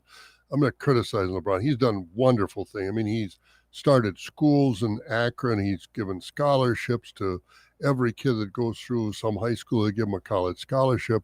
He spends a lot of money and does a lot of good things around his community. He just got a different mindset than Giannis. Mm-hmm. For me, one of my, disadvantages, I'll say, is that I'm very loyal. Even though you might hurt me or do something to me, I always try to forgive you and see the best in you. If you were there for me in the beginning, I'm there for you for the rest of my life, for the Milwaukee Bucks organization. They've been there with me since the beginning. They changed my life. They changed my family's life. My kids were born in Milwaukee. That's what their passport says. My mom is here enjoying her life. My dad spent a couple years here before he passed away. My brothers went to school here, private school, that before I came here, I was not able to afford in my lifetime. My kids are going to private school. They've changed my life tremendously. I'm extremely happy. I know the ins and outs of the city. The city shows me a lot of love. And also, whenever I go out there and have time with my family, they also give me my space, which is crazy to me. When they see me on the street, they give me space. They respect who I am as a person and what I've done for the city of Milwaukee. And for that, I can't turn my back. So there you got it. Every once in a while, you find that diamond in the rough, and that's what the Bucks did a few years ago in the draft. Mm-hmm. Because he was not the first player drafted by any means. Nope, 15th overall, and we all said, who? Who? We don't know this person, and that's why they get paid the Bucks. Thank you, John Hammond, by the way, for that. So that's right, and that's why I was interested. Last night I was watching Dallas and San Antonio. I don't know if you watched any of that game. To watch that rookie, what's his name, Wabinio or something like that. Wembanyama, thank you. And you can see where he is, and he's probably got the best coach he could have in Popovich. Yeah, because he wants to go out there and just wow the world, and I think he's got the talent. Eventually, he probably will. But last night he was a little overwhelmed at times, and Popovich kind of controls him a little bit. Say, hey, you're not going to change the world in one game or one season. He said you got to grow into this thing, because he shows some of the skills and abilities that he's going to be a force to reckon with. Mm-hmm. Not now, even though he's bordering on greatness already. But when he figures it out, look out. I'm excited when Giannis and him match up. Yeah, just to kind of see that too. So now is going to be one thing. Yep. 2 or 3, 4 years exactly down the road is going to be another thing. Yep. So it's going to be interesting to watch his growth too. I mean, he was drafted number 1, so you expect that out of him. Giannis, as you said, was 15. If he can fill out like Giannis did, go to getting in the weight room and all that, because I can still picture Giannis with Ricky, and now you look at him, it's like, okay, completely different. He's a statue, that guy. Greek god. Yeah, right. He's not a Greek freak. He's a Greek god. Right next to mine. Yeah, right. It's you, Zeus, and Giannis. There you go. Not necessarily in that order. Let's talk some more Bucks and expectation predictions. text Steve Kerr, although overshadowed by Michael Jordan. Well, I don't know if Steve Kerr was a superstar player. No, he wasn't at all. Great role player. Yep. Obviously helped the Bulls win some championships, even the Spurs over there too. But yep. Great. Would you say better coaching career than playing career? Statistically, resume. He's probably going to make the Hall of Fame as a coach, not as a player. No, that's a good way to put it. So, all right, let's take a quick break here, and then we'll talk some more hoops. Give us your Bucks predictions, expectations, championship or bust this year. What do you think? You're listening to the Dan Kasper Show. Life can be a real pain, but you know what? It doesn't have to be. That is if you visit Shepke Chiropractic. At Shepke Chiropractic, they're dedicated to helping you achieve a pain-free, healthy life. Dr. Logan understands that each person is unique and will tailor their care to meet your specific needs. Shepke Chiropractic's goal is to work with each patient to achieve their goals and perform to their fullest potential in the capacity that their life requires. They offer in-depth assessment and a thorough caring approach to correcting your body, mind, and soul. So let me ask you two simple questions. Are you tired of living with pain and discomfort? Are you ready to take control of your health and well-being? Don't let pain hold you back any longer. Make your appointment with Shepke Chiropractic at one of their 2 locations today. Just visit ShepkeChiropractic.com to learn more and to book your appointment. Your journey to a healthier and more fulfilling life starts here at Shepke Chiropractic. Make your appointment today at ShepkeChiropractic.com. America is kept safe because the Army National Guard responds, protects, and supports our nation when it needs them most. From fighting wildfires with air support, helping civilians in flooded neighborhoods, to delivering food and supplies to those who have lost everything, the Army National Guard always responds when disaster strikes. The Army National Guard also trains to be ever vigilant against threats, foreign and domestic. They protect our skies with missile defense weaponry. They secure our information, communications, and infrastructure with cybersecurity. And they protect us against chemical, biological, and radiological hazards with the civilian support team. The Army National Guard also stands ready to deploy and provide support for conflicts or humanitarian missions abroad. Join the Army National Guard and be there to respond, protect, and support your community and your country. Visit NationalGuard.com to learn more about part-time service. Sponsored by the Wisconsin Army National Guard. Aired by the Wisconsin Broadcasters Association and this station. Hey, you. The one on the couch who just told your friend you can't go out because you're busy? Ready to get real about your psoriasis? When your current treatments don't do enough to help control the inflammation beneath the skin, causing plaques and pain, stressing and scratching, it's time to stop hiding and get real with your dermatologist so they can help you get clear. Get real clear about psoriasis at letsgetrealclear.com. Sponsored by AbbVie. You're invited to join us for our Really Smart Marketing Workshop on Wednesday, November 1st from 8:30 to noon at the Metropolis Resort and Conference Center in Eau Claire. You can register for your seat right now at MidwestFamilyEauClaire.com. If you own or manage a business, you will want to attend. We will discuss the latest in GA4 and AI and how it impacts your business. This workshop is free to attend and may change the way your business operates. Register now for the Really Smart Marketing Workshop at MidwestFamilyEauClaire.com.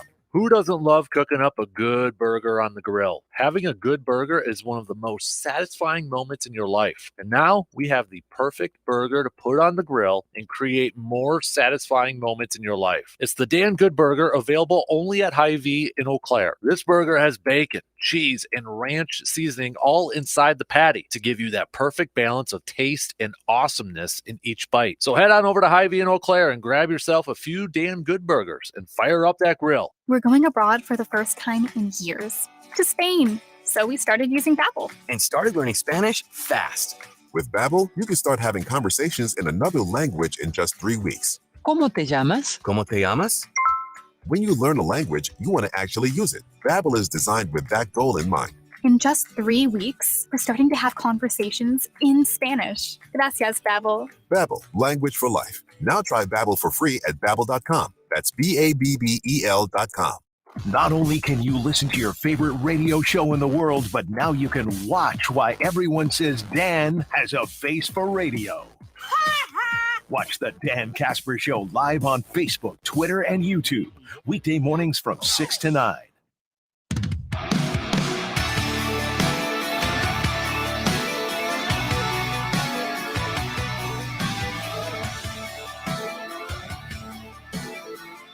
Later on this morning, around 9 o'clock, a new episode of the Rollin' with the Golds podcast will be up. This week's episode, we catch up with women's soccer coach Sean Yango, fresh off of 300 career wins. So you can check that out on our website or wherever you listen to your podcasts. Another player I thought of, I don't know if we'd put them there, was, again, I didn't see him play. I'm more of a coach. Jerry Sloan, kind of not a superstar. He wasn't a superstar. Yeah. Very good guard. Mm-hmm. And he might have been the first guy that wore big, huge trunks. Yeah. With the Bulls. It was, but he was a real grinder. He was a hard-nosed player. Mm-hmm. But he wasn't. Yeah, defensive guy, wasn't he? Yeah. He was very well. He was upper crust as far as talent is concerned, but he wasn't a star. Mm-hmm. Bucks season tips off tonight. It's a lot of you saying championship or bust right now, which I think we would agree with that right now. And I think that's what the Bucks mindset is. If there was a question that you had on this team, or maybe concern, question mark, whatever, however you want to phrase it, I think a big unknown right now is the coaching staff, just because it is a brand new coaching staff. It's a first-year head coach. I kind of wonder, could it be maybe the first few games might be a little bit of a slow start? Could it?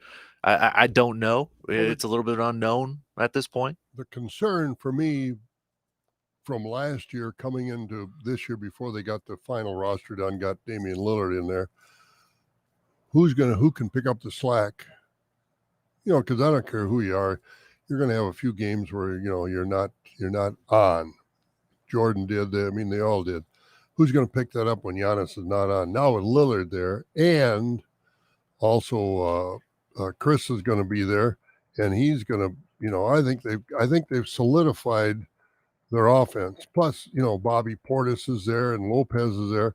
That was always my concern about who is going to pick up the slack if Giannis has an off night. Now I think they've got enough people there that they can pick up the slack and away they go. I like their depth this year. I do too. They're if you want to call it their second 10 or their 10 deep or whatever, your starters and your next five. I like their depth this year. I think it's a nice mixture. You look on defensively or on their depth too defensively. I think, Bobby Portis, Jay Crowder. I'm expecting more Jay Crowder this year because I think they're going to allow him to be more. Budenholzer was lost. I don't think Budenholzer was on the same page with the team or the management. I don't know how he was coaching that team last year. I think a lot of people are wondering the same thing. Yeah. So I'm excited to see, I think, what we were hoping to see from Jay Crowder last year. I think he's going to have that opportunity to showcase that this year as being a defensive guy. He's not going to give you, he can. Once in a while he did last year. He's not going to give you 20 points off the bench or anything ridiculous like that. But no. But no, I really like their depth on this ball club, and I'm excited too for Middleton. Adrian Griffin said everybody's going to be available for tonight, but Middleton he doesn't have to be that 2. He can settle into a 3 role. Well, that's his role. Yep. He can settle into that. We don't have to put the pressure on it. Bucks don't have to really count on him in that. But to me, that might be another question I have too is, can that knee hold up? Can he stay healthy throughout the season? Yeah, we certainly don't want another Bakhtiari. That's the thing I was kind of wondering too. And I know it's a different injury in that, but do you have to load management him? Because they've been very, very careful with him in this preseason, only playing in that last preseason game, and he only played 12 minutes in that game. And I think they've kind of changed the roster with that in mind. They kept guys that can come in and score. Lillard's going to be there every night. Giannis is going to be there every night. Portis is going to come in, and he's going to have some nights where he'll probably score 20. And Brook Lopez, he's going to score. So I think they're protecting, is that the right word, Middleton. But if he can stay healthy at the end of the season and be there for him, they're going to be tough to beat. I hope Brooke Lopez, I mean, he put up some career highs last year, and he's Mm-hmm. getting up there in age. I think everybody's just kind of waiting for him to, is it going to start to fall down here a little bit? But I think what really benefited him when he got to Milwaukee is he developed that three-point shot. You know, he can be a guy that can get you a corner three or straight on and spread you out a little bit there too. That's what's extended his career at this point. And I think playing for a team like this where you're not expected to, you got to get a 16, 18 a night. They're not telling him that. So it's easier to do that. And Crowder can mix it up in the middle a little bit that he won't have to do that. That'll save his knee a little bit of Bobby wear too, and tear. yeah. Yeah, and Bobby Portis get in there and do that as well. I think you got a nice mix on this roster. I think it's very well put together. And I, like everybody else, I expect big things from this team. I do too. I think the Bucks do at this point, and you know, if they fall a little bit short, depending on what happens, you know, we'll get to that point if we ever do get to that point. But I look at the Eastern Conference as it's Bucks and Celtics as tier one, and then you got a few at tier two, Miami, Cleveland. Who the heck knows with Philadelphia at this point? I honestly feel like it's Boston, it's Milwaukee, and maybe Denver as the top tiers right now. No, not maybe Denver. Denver in there. Well, I'm saying like maybe as in like, is there any other team that you'd put in there at this point? Not well at this point, Phoenix. Mm-hmm. But you know, Golden. And I don't State, like their depth. That's the thing too. And, Golden State, I'm not. I just think they're too fragile. And but I think those are the four, two in each division. Mm-hmm. Yeah, I'm just the Phoenix. I thought about on there. Then I was looking at their roster. I'm like, ooh, I don't know if I like their depth as much. If Durant can stay healthy, yep, that's gonna go a long way to the success of Phoenix. The one thing that I think the Bucks have the advantage of, and I mentioned this on Tuesday, but I'll bring it up now. You know, because even after the extension, I was listening to the show that was on before I was Maggie and Perloff, who used to be a Danette on Dan Patrick. You know, he's like, well, I don't know if there's enough ball to go around between Giannis and Dame and all that. And I'm like, that is like probably one of the least things that I'm concerned about when it comes to like Giannis and Dame sharing the ball, because I feel like those two have the same exact mission in their head. They don't care about stats. Dame's looking for his first championship. We know Giannis is about winning championship. I am not concerned at all about Damian Lillard and Giannis. Are they going to get their own? Whereas the Suns, Durant, Booker, and Bradley Beal, that one I'd be a little concerned about. You know, are they going to like, is there enough ball to go around between those guys? Yeah, and you know, Durant's quiet. You never know what he's thinking because he never talks to anybody. Booker seems like the kind of guy that I want to win. I'll do what it takes to win. If that means Durant gets 40 and I get 25 or 28, okay. But I think Booker is the kind of player I'd like on my team too. But I think the Bucks have a roster that is built both talent-wise and emotion-wise, character-wise, that can go forward and win this championship. Yep, I think if we can stay healthy. Yep, I think everybody's on the same page with the mission at hand. You know, it's not a, you know, I know we're just kind of on the outside looking at it. I don't see it as a very egocentric team. No, that's a good way to put it too, because, and I don't know that much about Damian Lillard. Of course, you follow him when he was out west, but you didn't see him very often. But so far with the Bucks, he's doing and saying all the right things. And I still give him credit for staying in Portland as long as he did. He could have done I want out sort of James Harden, sort of thing. Yeah. Well, who knows what James Harden wants? Right, exactly. I don't think James Harden knows what James Harden wants.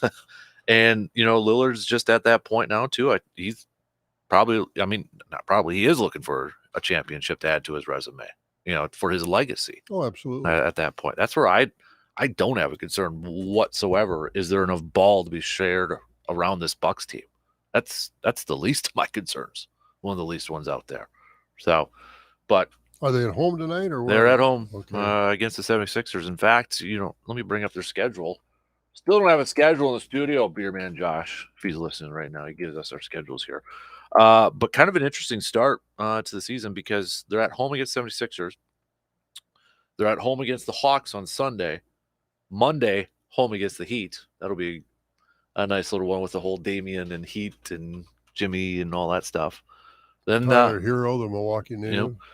Then they visit the Raptors. Then they're home against the Knicks. So, I mean, you've got playoff teams from last year right away to open up your schedule. But you're at home the majority part of the time there, too. So, we'll see. They get off to a good start and, then just kind of cruise into the season and do what you can do, and you'll be all right. Jeremy with the text, I am all in on the Bucks this year, championship or bust. I do expect growing pains to start, working in a lot of new pieces, Green, Damian Lillard, Beasley, Robin Lopez, and also monitoring Middleton to get him back into form. Prediction, 60-plus wins, and they get the 2 seed due to growing pains to start the year, but they beat Denver in the finals. So the big question of the day, does G-Man have a Damian Lillard jersey yet? Ooh, I don't know if he does. G-Man, I don't know if you're still listening. He'll have one. If he doesn't have one now, he'll have one by 9 o'clock. Probably. At least have one ordered. Dame Time. You got a Dame Time jersey yet? Ooh, didn't think of that one. Yeah. Still, I think I agree with you. We got to figure out like a bus thing or something to go down to a game. Yeah, we got to get a game down there sometime. Mm-hmm. Yep, definitely. Yep. You got to see the Pfizer Forum and such. So I've never been there. Mm-hmm.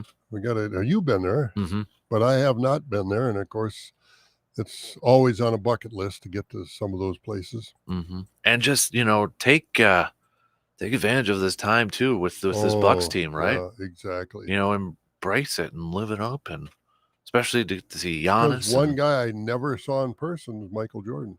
Mm-hmm. Never Same saw here. him, and I watched him play from the time he was a rookie, and I never went to I never got tickets to the old Chicago Stadium, and where he started, and I never saw him play in person. Mm-hmm.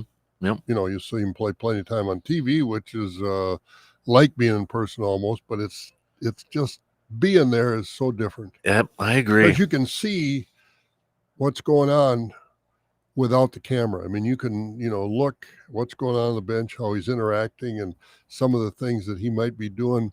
Because, you talk about all these guys, the trash talkers.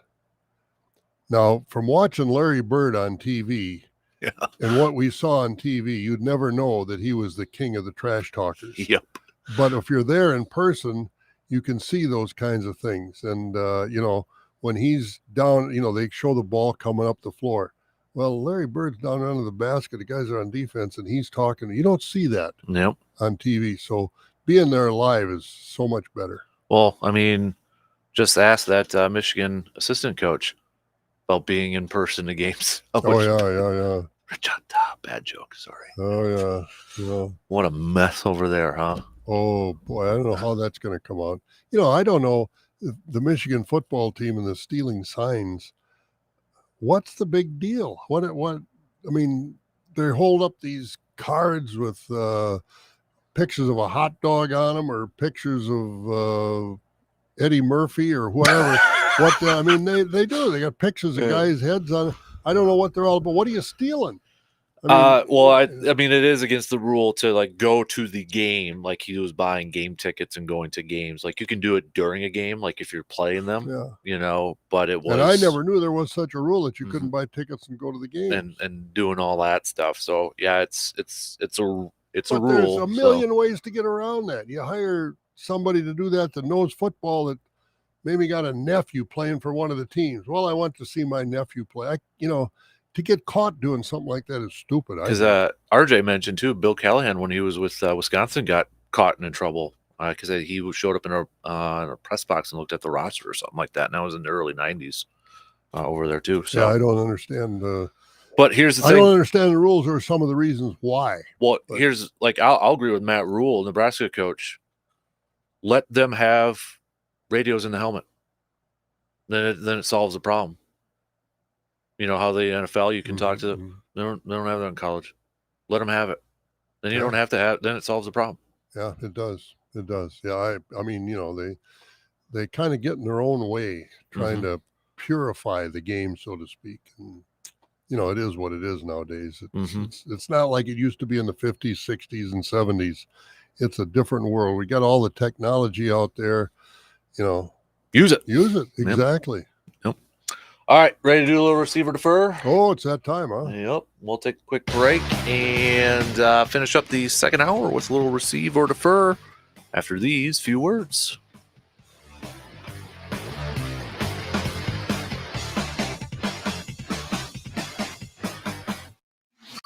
Got a take on today's topics but can't call in? Then hit us up on Facebook, Twitter, or the text line and let your fingers do the talking.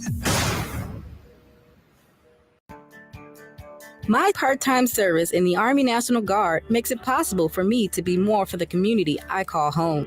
My training helps me at work when I lead by example. The Army National Guard has taught me the value of showing respect to those I come in contact with each day. My service also allows me to be there for my community in ways others can't. I help my hometown recover after nature strikes. My service in the Army National Guard allows me to keep my country and those I care about safe from threats. I also work with a network of professionals that help me succeed and accomplish the mission. Plus, the Army National Guard education benefits make getting a higher education a reality. Being an Army National Guard soldier makes living and serving in my community more rewarding every day. Learn how you too can live and serve part-time close to home by visiting nationalguard.com. Sponsored by the Wisconsin Army National Guard, aired by the Wisconsin Broadcasters Association and this station. No matter how large or small your digging project may be, no matter how urban or rural, you must always call 811 before any digging project. 811 is our national one-call number, alerting your local utility companies to come out and mark any lines they have near your dig site. So before you do this or this, make sure you do this. For digging projects big or small, make the call to 811, brought to you by Common Ground Alliance. If Culligan isn't treating your home's water, you likely have water problems all around you, like hard-to-clean chalky residue on your shower, faucets, and bath, stains around your sink drains, spots on your dishes and glassware, plus dull, dried-out hair and skin, and problems you don't see, like scaly buildup in the water heater and pipes. But have no fear, you're in the clear with Culligan Products and Service. For all your residential and commercial water filtration needs, visit CulliganH2O.com for your local Culligan water dealer. Get ready to save half with half-off deals. It's a great way for you to get goods and services that you will love, and you don't have to pay full price. Start saving this Friday, October 27th, with Topper's Pizza in Menominee and Chippewa Falls and a stay-and-play package, Turtle Lake. Be ready with your credit or debit card and get ready to save with this week's half-off deals. For more details and to find out, just go to aroundthe715.com.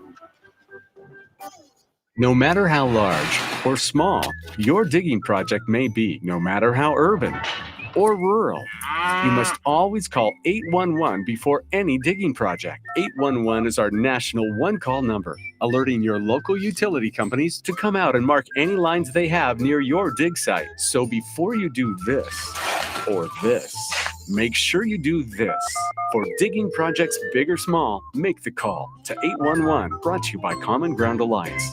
You want to feel important. You want to be a part of something bigger, something that matters and can help change things. You want to feel like you belong. We know. We felt that way too. And that's why we did something about it. We aren't just Army National Guard soldiers. We are normal people just like you. And together, we can make a difference. Take on your legacy. Visit NationalGuard.com to find out more. Sponsored by the Wisconsin Army National Guard, aired by the Wisconsin Broadcasters Association and this station. The possibility of lung cancer can be pretty scary, especially if you're one of approximately 8 million current or former smokers at high risk. That's why SaveByTheScan.org wants you to know that now there's a breakthrough low-dose CT scan that can detect lung cancer early, and it only takes 60 seconds. You stop smoking, now start screening. For an easy quiz to see if you're eligible, visit SaveByTheScan.org. It could save your life. SaveByTheScan.org is brought to you by the American Lung Association's Lung Force Initiative and the Ad Council.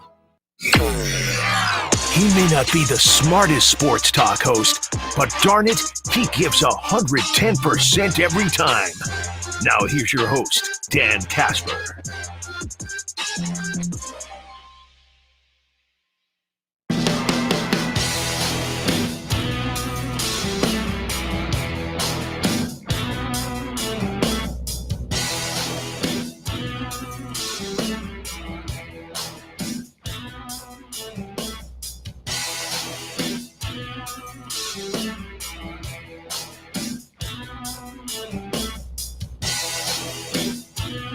Last call for any questions for our conservation warden, Mr. Jake Bolks, who will be joining us at 8:30 6:30. So if you got any questions, let us know. Hit us up with some text, 715-830-1912 on that Shoe Doctors bullpen line. All right, we've got Mike. I had such high expectations for both the Brewers and the Bucks, and these first-round knockouts are hard to take. I do have a rule question. How come when Quay Walker jumped over the offensive lineman, he was called for a penalty, but this week all I've seen is highlights of Myles Garrett doing the same thing? Am I missing something? Yes, there's a difference. Myles Garrett was lined up within 1 yard of the line of scrimmage, which is legal. Quay Walker was not. If you remember, he had that running start and then jumped over. That is the difference. And you saw the same thing in the Vikings game the other night when the 49ers linebacker Miller jumped over the line and stopped Cousins on a quarterback sneak for the end zone. He was right on the line too and just jumped right over it. Yep. Quay Walker, if you remember, got the running start. Myles Garrett, which is just even more of an athletic freak, to be lined up within 5 and still jumping over and blocking that too. So that is your main difference, the rule there too. So, all right, we got about 11 minutes to the top here. Receiver defer time. I'll give it to you, intern, for the honors. Well, baseball or football? Let's go baseball. All right, receiver defer. Craig Counsell is the best manager in Brewers history. Ooh, receive. I'll receive it. Why not? Harvey Keene, George Bamberger. I'll go Craig Counsell. Got him to the World Series in 1982. Yeah, he did. Or they did. I'll go Counsell, though. I will, too. I thought for sure you'd go someplace else. Because I was going to say, you got to remember these guys. They had Robin Yount, and they had Paul Mahler. They're in the Hall of Fame. Cecil Cooper. They had Gorman Thomas. They had Ben Ogilvy. They had guys that could hit the ball, plus pitchers. Raleigh Fingers, one of the best relievers in history. They got, they brought in Don Sutton for a while to pitch for the Brewers, and some of the other guys that Teddy Higuera. There was a lot of talent on those teams that Craig Counsell hasn't had the benefit of writing down Molitor and Yount in the 2, 3, 3, 4 spot in that lineup every day. I was going to say, you don't have to think it. Yep, those are my guys right there. Well, you had Molitor, then you had Yount, you had Ben Ogilvy, you had Cecil Cooper, you had Gorman Thomas. I mean, it was a very, very good team. So. Don, I thought I'd get you on that one. I thought I was going to tell you don't know. I to hear you, because you watched those guys, and I was a little too young at that time. But for you to even say Counsell too, I think means more too. So well, he doesn't have near the talent that those teams had. Football receiver defer. Matt LaFleur needs to hire an offensive coordinator. Receive. You do. Why do you think that? I've got a few different things on this one. And Adam Stenavich is a good coach, but offensive line coach getting promoted to offensive coordinator, no play calling experience at that point in time. LaFleur himself, when he got the job, didn't have a ton of 1 year of play calling experience, 2 years of offensive coordinator. I feel like right now I look at a guy like Kyle Shanahan. Kyle Shanahan paid his dues before he became a head. He had a ton of experience as an offensive coordinator. Browns, Texans, Falcons, Washington, all those stops over there. So I feel like he's a guy that can do it. LaFleur right now, he's something that's not working, and it's not flowing. And I don't think there's a play caller on his staff right now. You do kind of wonder the whole Nathaniel Hackett thing. Because Nathaniel Hackett was a play caller before he got to Green Bay. Was that something that benefited the offense and Matt LaFleur to a point? Rodgers thinks it did. Rodgers thinks absolutely. So, yeah, I think he needs a play caller. And I don't think. And I wonder if Matt LaFleur is just a play caller and not a head coach right now. That was my question to you. Is he because he is so focused on the offense? Is he a head coach? Is he aware of what's going on with the defense with Joe Barry? And I watch these other teams and they're so aggressive and the Packers are so passive. I just wonder if he's the head coach or he's just offensive coach and Joe Barry is a defensive coach and they're kind of like co-head coaches because I would think by this time Joe Barry would be called on the carpet. Well, I don't think the defense has played. They haven't played to lose the games the last 2 days. No, 2 they haven't weeks played in to that. lose, but they don't scare anybody. exactly. Yeah, they don't scare anybody. You don't think that okay, well here they're going to get an interception. They don't step in front of the ball. They don't cause any fumbles. They're not a defense you can put your hat on and say, "Go win this game for us." Really, absolutely not. But I do find it, once in a while you'll see it. Rich Bisaccia is right next to Matt LaFleur a lot, and you see those two talking a lot during a game. And Rich Bisaccia's got that new title of assistant head coach, and you wonder. I'd just love to be a fly on the wall to hear the conversation between those two. And one thing I do wonder, let's say, because it ain't going to happen this year. I don't even think it'll happen next year. But let's say in a couple years, LaFleur gets let go. Would fans be okay if Rich Bisaccia was head coach? Because then he's going to hire an offensive coordinator to call plays and a defensive coordinator to call plays. He ain't calling plays. That's not his forte. No, he's special teams coach, and you question how good he is at that. But again, I think he's good. Just look at the roster. That's what I was going to say. It's the roster, and so, but boy, you aren't much fun. I thought you and I'd get into a little hassle over those two receiver defers, but you and I are on the same page. That's kind of scary. I'm usually patient when it comes to like coaches and that, but I'm just really frustrated with Green Bay's philosophy this year. That's why I am really frustrated. Because. And I really don't know if Jordan Love is any good or not, but I think a big chunk of that is this offensive philosophy that why are our receiver? I mean, you look at the receivers the Vikings had the other night. This kid from Addison, Southern Cal, and number 17 and number 3, and we've got Dobbs, we've got Watson. They can't get open to save their life. Now, is that their fault or is that the offensive scheme? I don't know, but I'd like to find out. And that's what I think when when I say I'm frustrated because I'm confused. What we're watching, because I thought this offense would be able to help out a younger receiving core, to help out a younger quarterback, make things easier, because that's what we've been told. That's what this offense is supposed to be. You scheme guys to get open and make it easier. And I'm more confused now than I was pre-week 1, I think. Yeah, and that's what's frustrating me. I'm exactly the same place you are. What is going on here? I thought the same exact thing. These young receivers, we know they're young receivers. We know we've got to adjust the offense to make it easier for them, quicker passes.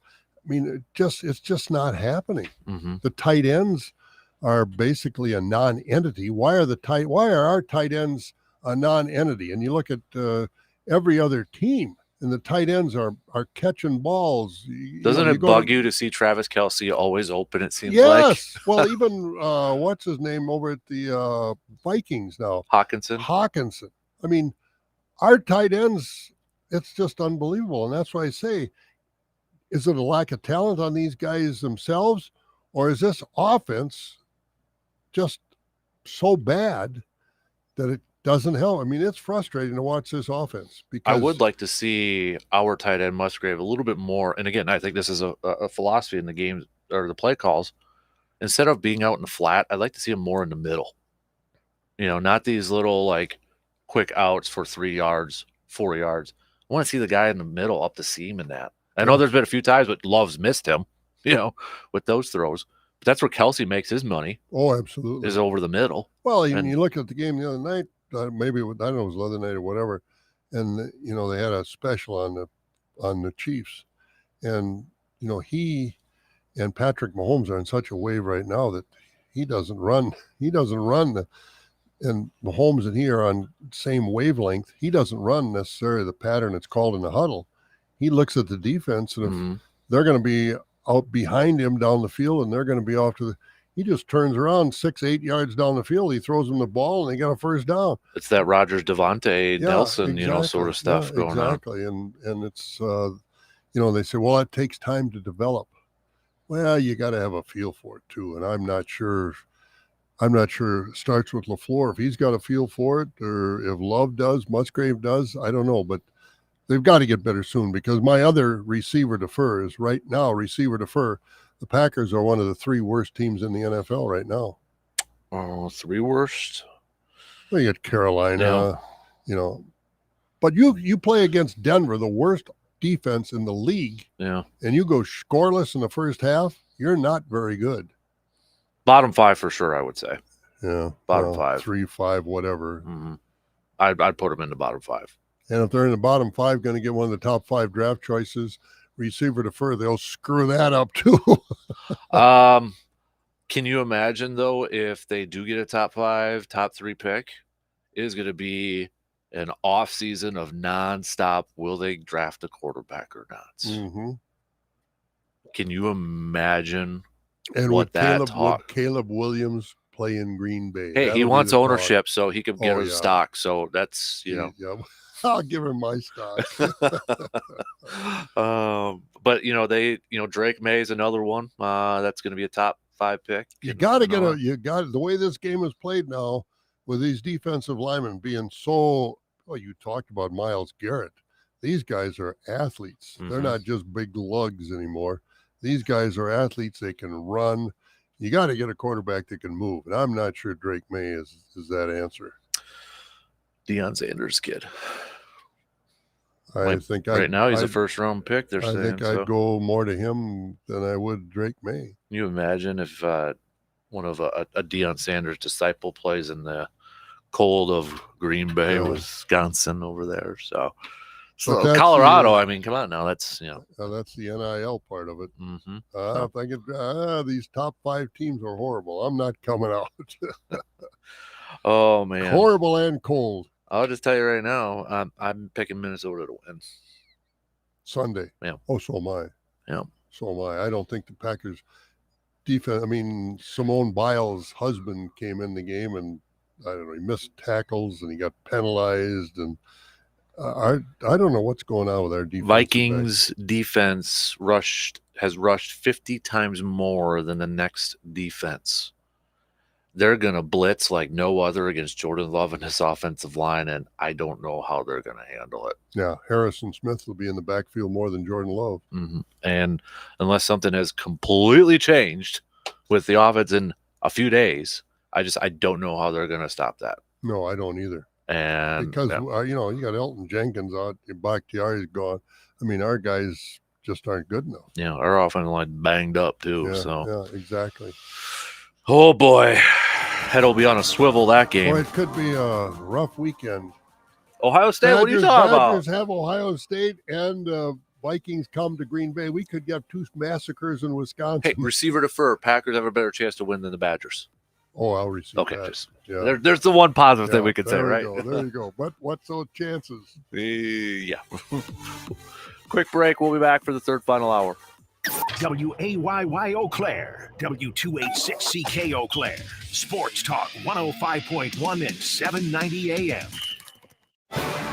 From the 715 newsroom, it's Morgan McCarthy with your news on Sports Talk 105.1. Well, good morning. We go to double digits with the OWIs as an Eau Claire man is now his 10th. Prosecutors this week charged Christopher Rainey with a 10th OWI after arresting him, saying he nearly ran into a squad car. Said he'd been drinking and he could barely stand up during the arrest. As Eau Claire police say, they found a half-empty bottle of whiskey in the SUV. As we look to other headlines, to get a little bit more information about the man shot and killed by Germantown police, we've been following it this week, and this was at a local middle school in that part of the state. His family said the man is Kevin Foy of Illinois. He's a veteran, and his brother says he served 2 tours in Afghanistan. His brother says Foy was in Germantown to pick up some things that he bought at an auction. Investigators said on Tuesday Foy had no connection to the school, to Germantown, or any of the area where he was shot. Germantown police shot and killed Foy after he climbed onto the school's roof and fired at them. The focus of Milwaukee's eye drop murder case turned to the medical examiner on the stand yesterday, where she spent hours talking about the active ingredient in eye drops and how it affects people, saying they can die from drinking too much of the chemical, and that's what she thinks happened in this case. Though Jesse Krajewski is looking at homicide charges after police say she poisoned her friend with eye drops. On the other side, lawyers say the friend was a drug addict and suicidal and killed herself by drinking the eye fluid on her own. The medical examiner expected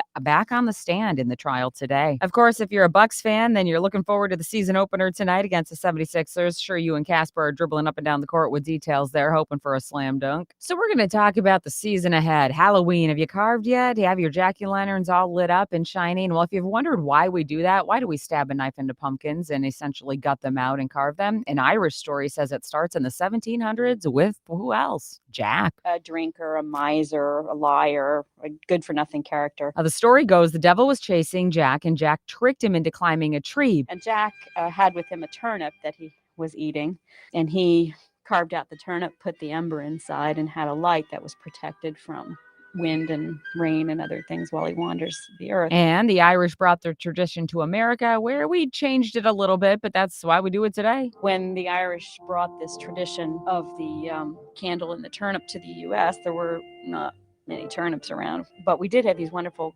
pumpkins that were even better suited. Now, I know we call them jack-o'-lanterns, but the resemblance to Dan Kasper is uncanny. I mean, listen to this checklist again. A drinker, a miser, a liar, a good-for-nothing character. What do we think? Should we carve Kasper lanterns this Halloween? For Sports Talk 105.1, I'm Morgan McCarthy. Showers will be a part of your Thursday, initially starting off a bit more widespread before tapering off to scattered showers later on this afternoon. There could be a few embedded thunderstorms with temperatures in the low 60s. A few more chances at some showers tonight, and starting off tomorrow pretty mild. However, winds pick up out of the northwest, cooling us off through the afternoon, setting up a very chilly weekend with highs in the 30s. I'm 13 First Alert meteorologist Mike Dandria. Staples stores provide innovative products and services for small business, remote workers, and learners, even teachers and parents. Explore more at your local Staples store.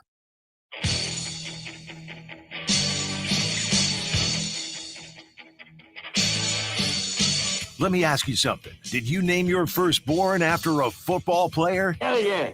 Did you spend your honeymoon going to a football game? Oh, you betcha, yeah. Do you spend most of your free time hanging out in your man cave? If you answered yes to all the above, then you, my friend, are a serious sports fan just like Dan. Yes. This is exactly where you belong. Sports talking and BSing is what we do best. What? Did we just become best friends? Yep. So rise and grind, people, because the Dan Kasper Show is on the air. You serious, Clark? Right now. Showtime. Woo.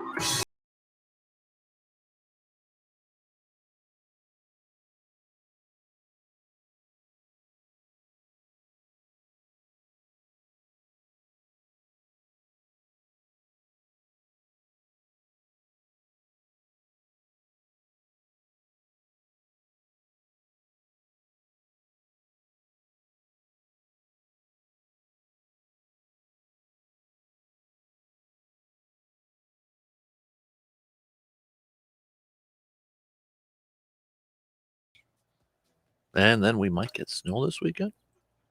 See that? Missoula, Montana got a foot yesterday. I saw some videos like in North Dakota, Minot, North Dakota, and such. They got hit too. Boy, oh boy. I didn't realize, was it last week, a couple weeks ago? It was like a few years ago, we had like 7 inches, like a quick snowstorm and that. And I'm like, saw somebody post that like this day, like Facebook memories or whatever. I'm like, I remember a few years ago, well, many years ago now, my took my oldest son out trick-or-treating, and it was nice weather, clouded up, a few showers. By the time we got home, we had about 4 inches of snow on us.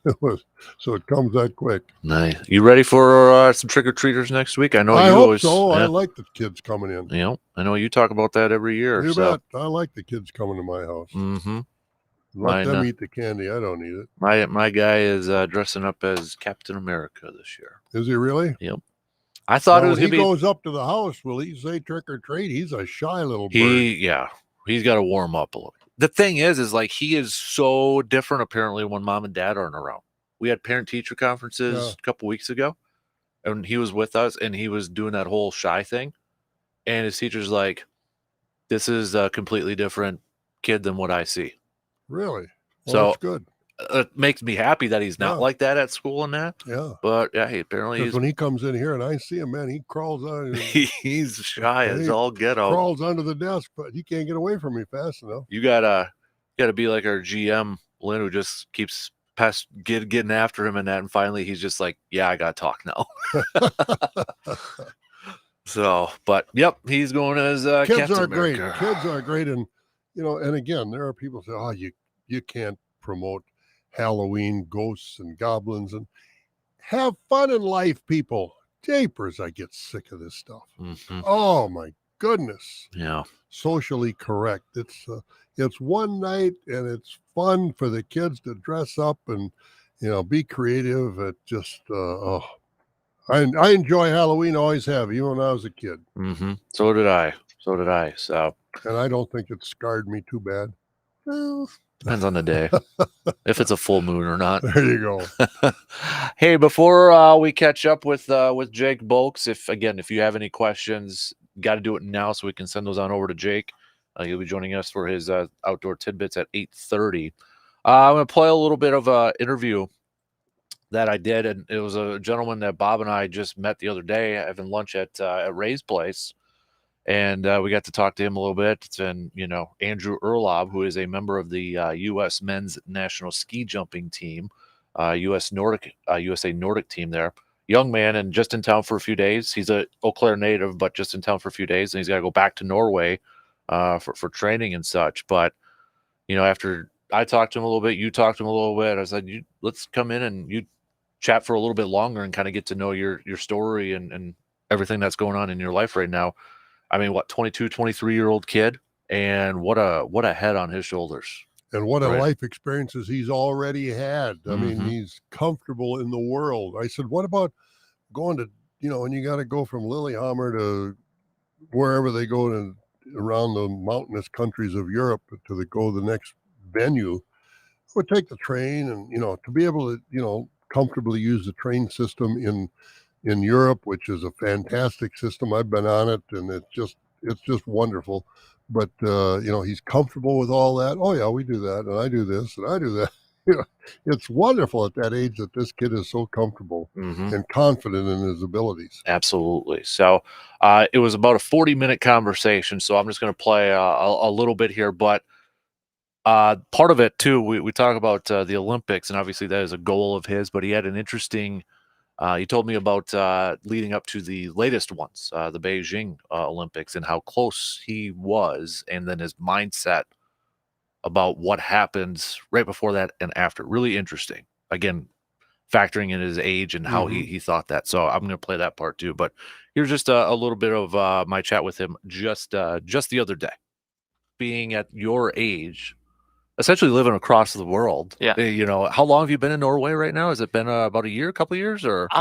We started being based out of Lillehammer, Norway, June of, that would have been 2022. Okay. So the last summer. Right. Yeah, I can kind of give you another quick backstory. When I first made the national team, right after my senior season or senior year of high school, the U.S. national team was based out of Slovenia. Okay. And the reason that we are not really based here in the U.S. is because our facilities are not world class. Gotcha. Unfortunately, there are now a couple here in the U.S. that are getting closer. We actually have a World Cup in Lake Placid, New York in February. Okay. That's definitely the best facility we have. But, around the Midwest here, we have great programs for young kids, but the larger jumps are severely outdated. It takes a lot of money to revamp a ski jump. And so we just get better quality training in Europe, and we're closer to our competitors. Okay. So we can kind of see how our training is going, and maybe, it is just a better spot for us to be. Right. And so yeah, we were based out of Slovenia my first 2 to 3 years on the national team. And unfortunately, things just were not going very well. So we had a pretty rough Olympic year. And so after that 2022 Olympic year, our organization said, we need to make some changes. And we had an amazing opportunity to partner with the Norwegian national team. They kind of saw the potential that the U.S. had in their athletes, but also, in our market here in the US. Mm-hmm. You know, we are the biggest country. I think there's a stat like all of the European, the whole European population is, I think, maybe smaller than the US. Oh wow, I would never. Don't realize quote that. me on Yeah. that. I think that was the statistic, but yeah, there's something crazy like that. You know, Yeah. the US is huge. Right. And so if the sport of ski jumping, which is extremely popular in the US, Mhm. or sorry, in Europe, if they could kind of tap into that potential market here in the US, that would be huge for our sport. Mm-hmm. And so they kind of saw that as, if we, the Norwegians, can help the US, you know, move up spots in the world and kind of get our names on the map, then, you know, the Norwegians can kind of be the front runner in Mhm. helping the sport as a whole, Right. and kind of show their dominance of a Nordic country. Right. So, yeah, we started training with the Norwegian national team, and from then on, things have been going up and up. So it's a very exciting time That's to be on the awesome. national team. But kind of give us a heads up or a preview of what's coming up on the schedule for you. Yeah, so this is kind of a limbo time of year. Unfortunately, I kind of hate the end of October, early November. So we were in Lake Placid. We had nationals, and then we had our kind of final jumping training camp Okay. of the summer. Lake Placid actually iced their in run. So you know how the ski jump has a scaffolding, Mm-hmm. and we call it the in run, where your skis go when you're going down the ramp, and they iced it. So we were on ice, but then landing on plastic. But the reason we did that is ice feels much more free and kind of a bit faster than the porcelain that we jump on in the summer. There's a bit more friction to that, so you kind of want to get that feeling after not jumping on ice since March. So you kind of want to get those feelings back. And yeah, so we had a couple-day training camp after nationals, and now I'm home here, heading back to Norway on Monday. And then, yeah, we're kind of in limbo. We'll be, fingers crossed, for snow in Norway. I know Sweden might get their hill ready here in the next couple weeks. But if we can't find snow, then we'll just kind of be training in the gym, Mm-hmm. whether that's, you know, lifting weights, doing technique work, just kind of basic training, Yeah. keeping the body ready to go. And we have our first World Cup competition. It's Thanksgiving weekend in Ruka, Finland. Okay. So there'll definitely be snow up there. Yeah. That's reindeer land. It's a pretty fun place to go for the opener. It feels like all of a sudden it's winter wonderland up there. So it's cold and windy, but yeah, it's a good place to start it out. So when is like you're gonna have to help me out here, the Olympics? You know, The next Olympics will be in I forget actually the host city. The ski jumpers will be in Predazzo, Italy. That will be February of 2026. one? Okay. I think the host city is Milan, maybe. Okay. But Now is that don't quote me on something that. for you to goal and all that For too? sure. Yeah. For sure. The Olympics are definitely a huge goal of mine. Unfortunately, I barely missed out on 2022. Mm. Looking back on it, it may have been a good thing for me. You know, of course, it's extremely disappointing to be so close Mm-hmm. and barely miss out, but I definitely learned a lot on, you know, kind of how I want to approach this next upcoming Olympic year. In 2022, well, now this would have been 2021 summer, the summer leading up to the Olympic winter. Mm-hmm. I was jumping extremely well. Number one on the team by far. You know, having some really good results. Everything was kind of clicking. Mm-hmm. I was in really good shape. But of course, that was in August, September. And then again, in kind of this limbo time of year, October, November, I kind of lost those feelings and just kind of hit a wall. I was trying to search for those good feelings back and kind of trying to figure out what I was doing and, almost overtraining to figure that out. Mm-hmm. And I just couldn't and mentally got fatigued, even though the Olympics were not until February and this would have been, end of October, early November. I just felt like time was running out and, yeah. And so I just couldn't figure it out again and started struggling quite a bit in the winter. And so it was still jumping okay, but yeah, then I barely missed out on the team.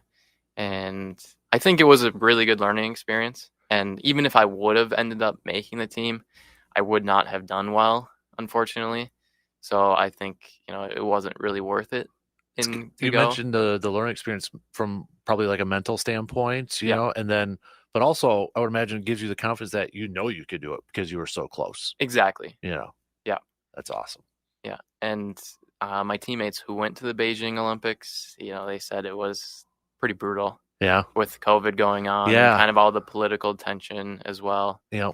Yeah. So I think it was a good one to miss. And I definitely learned a lot. And so definitely looking forward to 2026 and fighting for a really good result there. All right. So that's just a little bit of our combo there. But I thought the Olympic story was kind of fascinating to hear a young man say, at that time was probably 20, 21, say, yeah, it was probably a good thing that I did miss it, because if I would have been that close, and he said he was really close, I probably wouldn't have had that mindset. I would have been down on myself, not trying to maybe look at the positive part of it too. You listen to him talk and you hear how worldly he is already.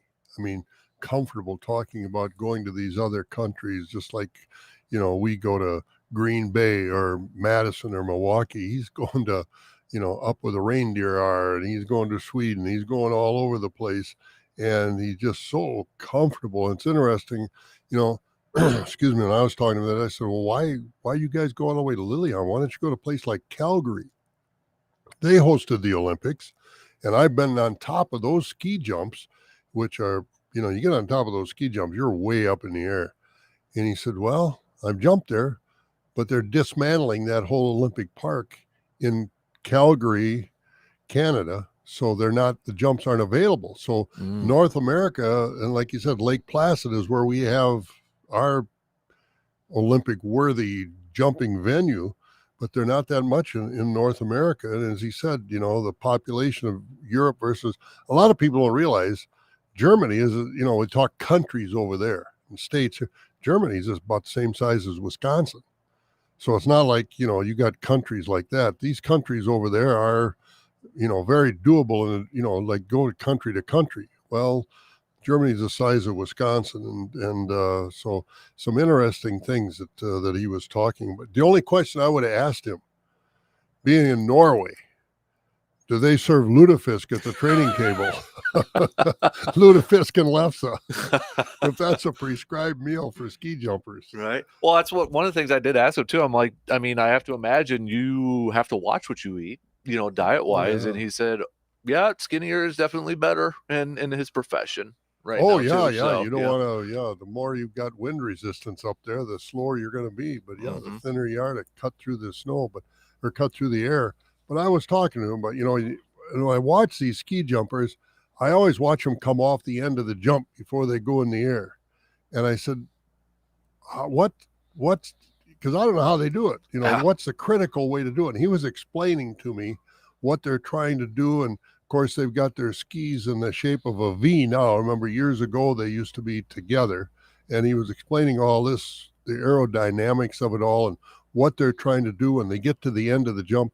Just so interesting talking to him, because he's so knowledgeable and very mature for a young man that age. I mean, traveling the world has made him quite a young man. Yep.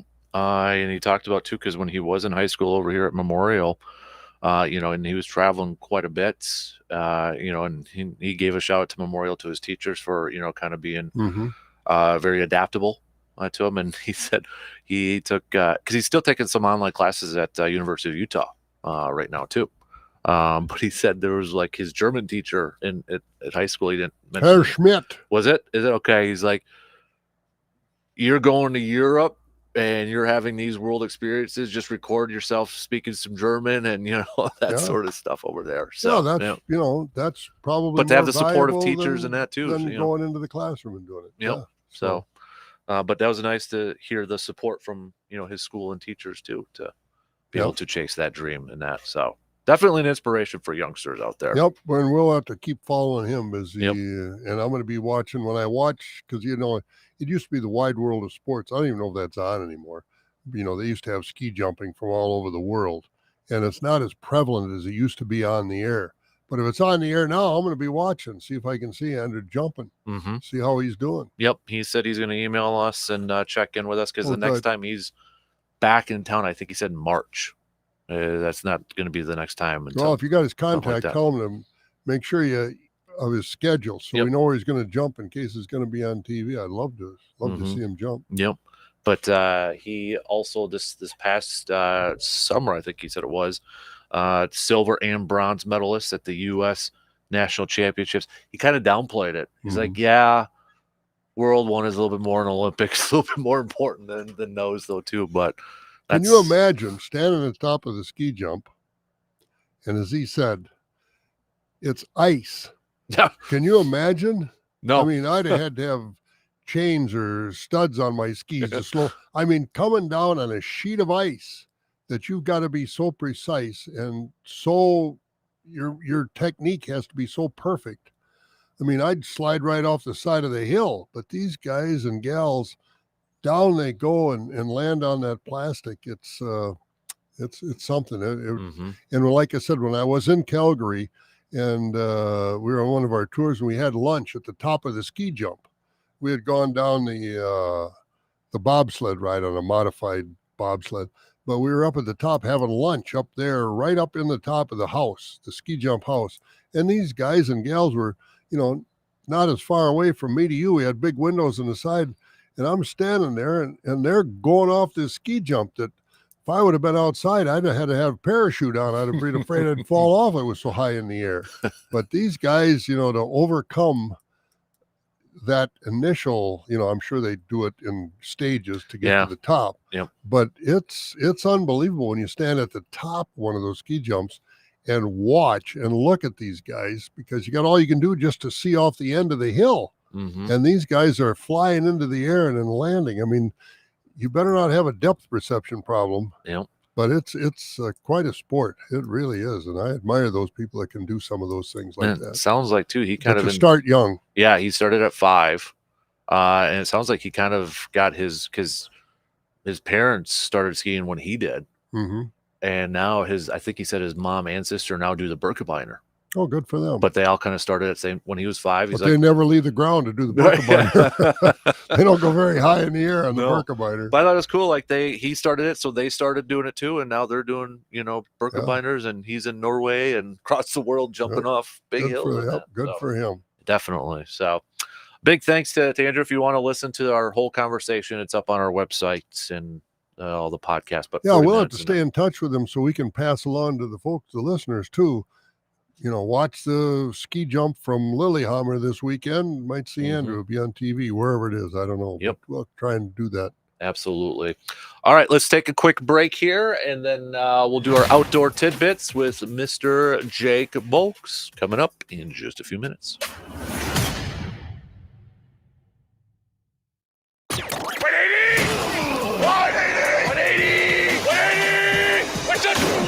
The Dan Kasper Show will be right back.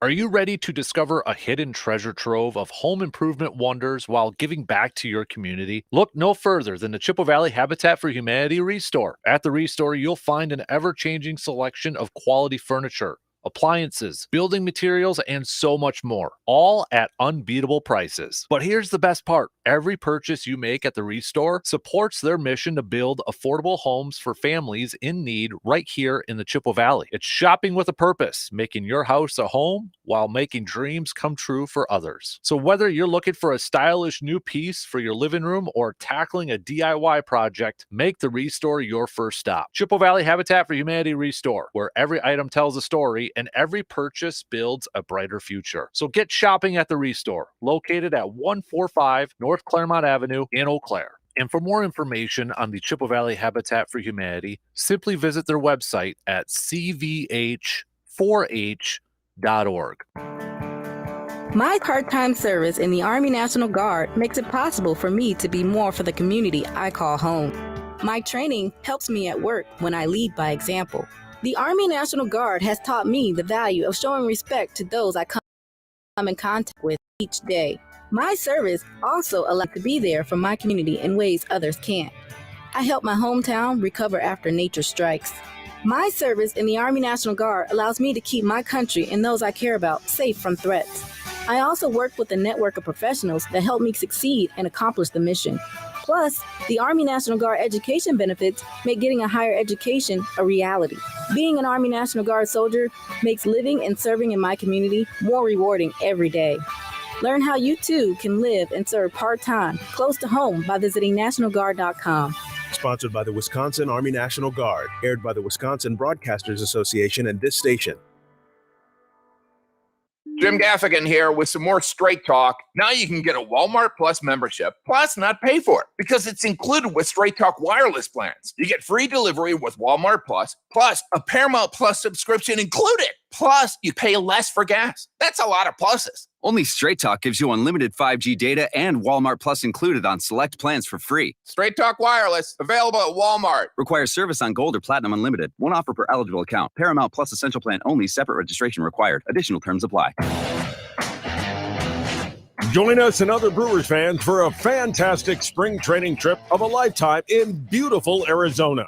6 nights, 3 Brewers games, 2 days of sightseeing, and much, much more. Plan your vacation now. Stay at the Crown Plaza Phoenix Chandler Golf Resort with Uber vouchers for rides between Phoenix airports and the resort.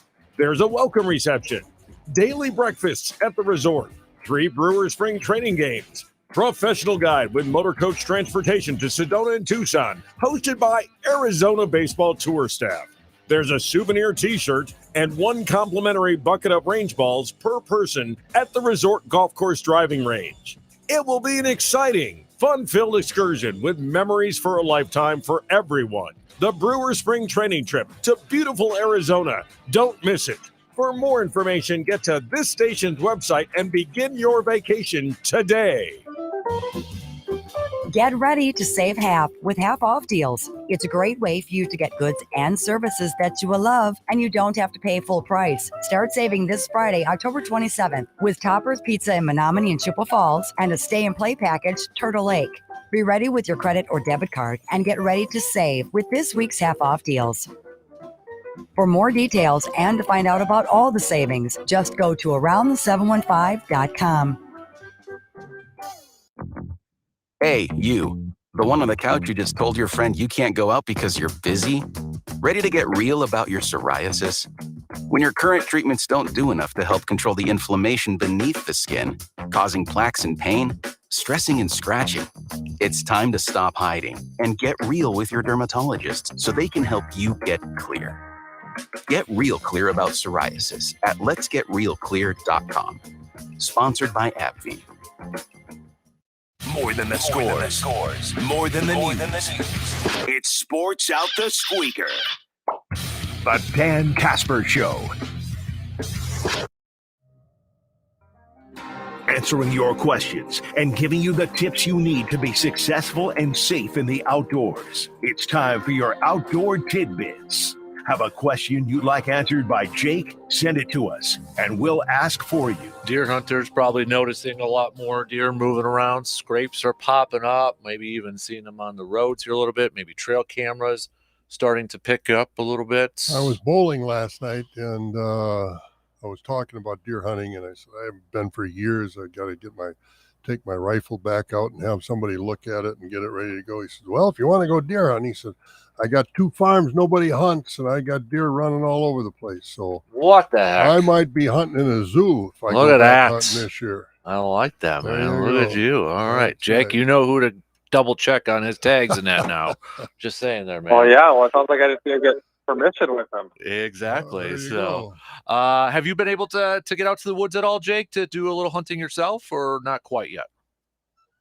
I've had opportunities. To be honest, I took those opportunities and went duck hunting instead so far. Gotcha. I'll get out there, but I was excited to get into some ducks this year, so I've been doing a little bit more. Nice. More of that. It's more duck hunting weather now anyway. It is bow hunting, man. Yeah, it's been kind of ducky here and there, and it's definitely going to get that way. I would assume that this cold front not only is going to get the deer moving this weekend, but we're going to start seeing some ducks with Canadian accents soon enough. Mm-hmm. Absolutely. Jake, a quick question that came in a little bit earlier, kind of a scenario question that this person's asking. If you're deer hunting, say you're bow hunting or whatever, and yes, the turkeys come in, but you don't have a turkey tag, can you go on your phone, buy a tag, since you can buy the tag on your phone, and then once that gets approved, then shoot a turkey? So hypothetically, you can. So the only situation in which that would work, which would be bow hunting, because you can't rifle hunt a turkey. Mm-hmm. And if you're shotgun hunting, you're probably not using legal turkey loads for a deer. Mm-hmm. So there's no law that restricts on when you can buy a license and when you can hunt, like the old 1 or 2 day wait law or however that was. That was before I actually moved to Wisconsin. So I'm not too familiar with that. But you can hypothetically go, you could be archery hunting and then go and buy a bonus fall turkey tag and then shoot your turkey and then register it. However, expect for your account to be flagged or something like that because it's such a tight window. Yeah. As well as you have to be like 100% not in the act of turkey hunting, because if you're out turkey hunting at all and you don't have a tag, like say you go out there, it's the rifle season, you go out there with a bow, or you go out there with a shotgun and a rifle for a turkey and a deer, but you don't have a turkey license and you wait to buy it till you see it, well then your intent was to shoot a turkey, that's why you brought the shotgun, and there's going to be technically you're in violation, plus if you get checked you're more than likely going to get a ticket for that.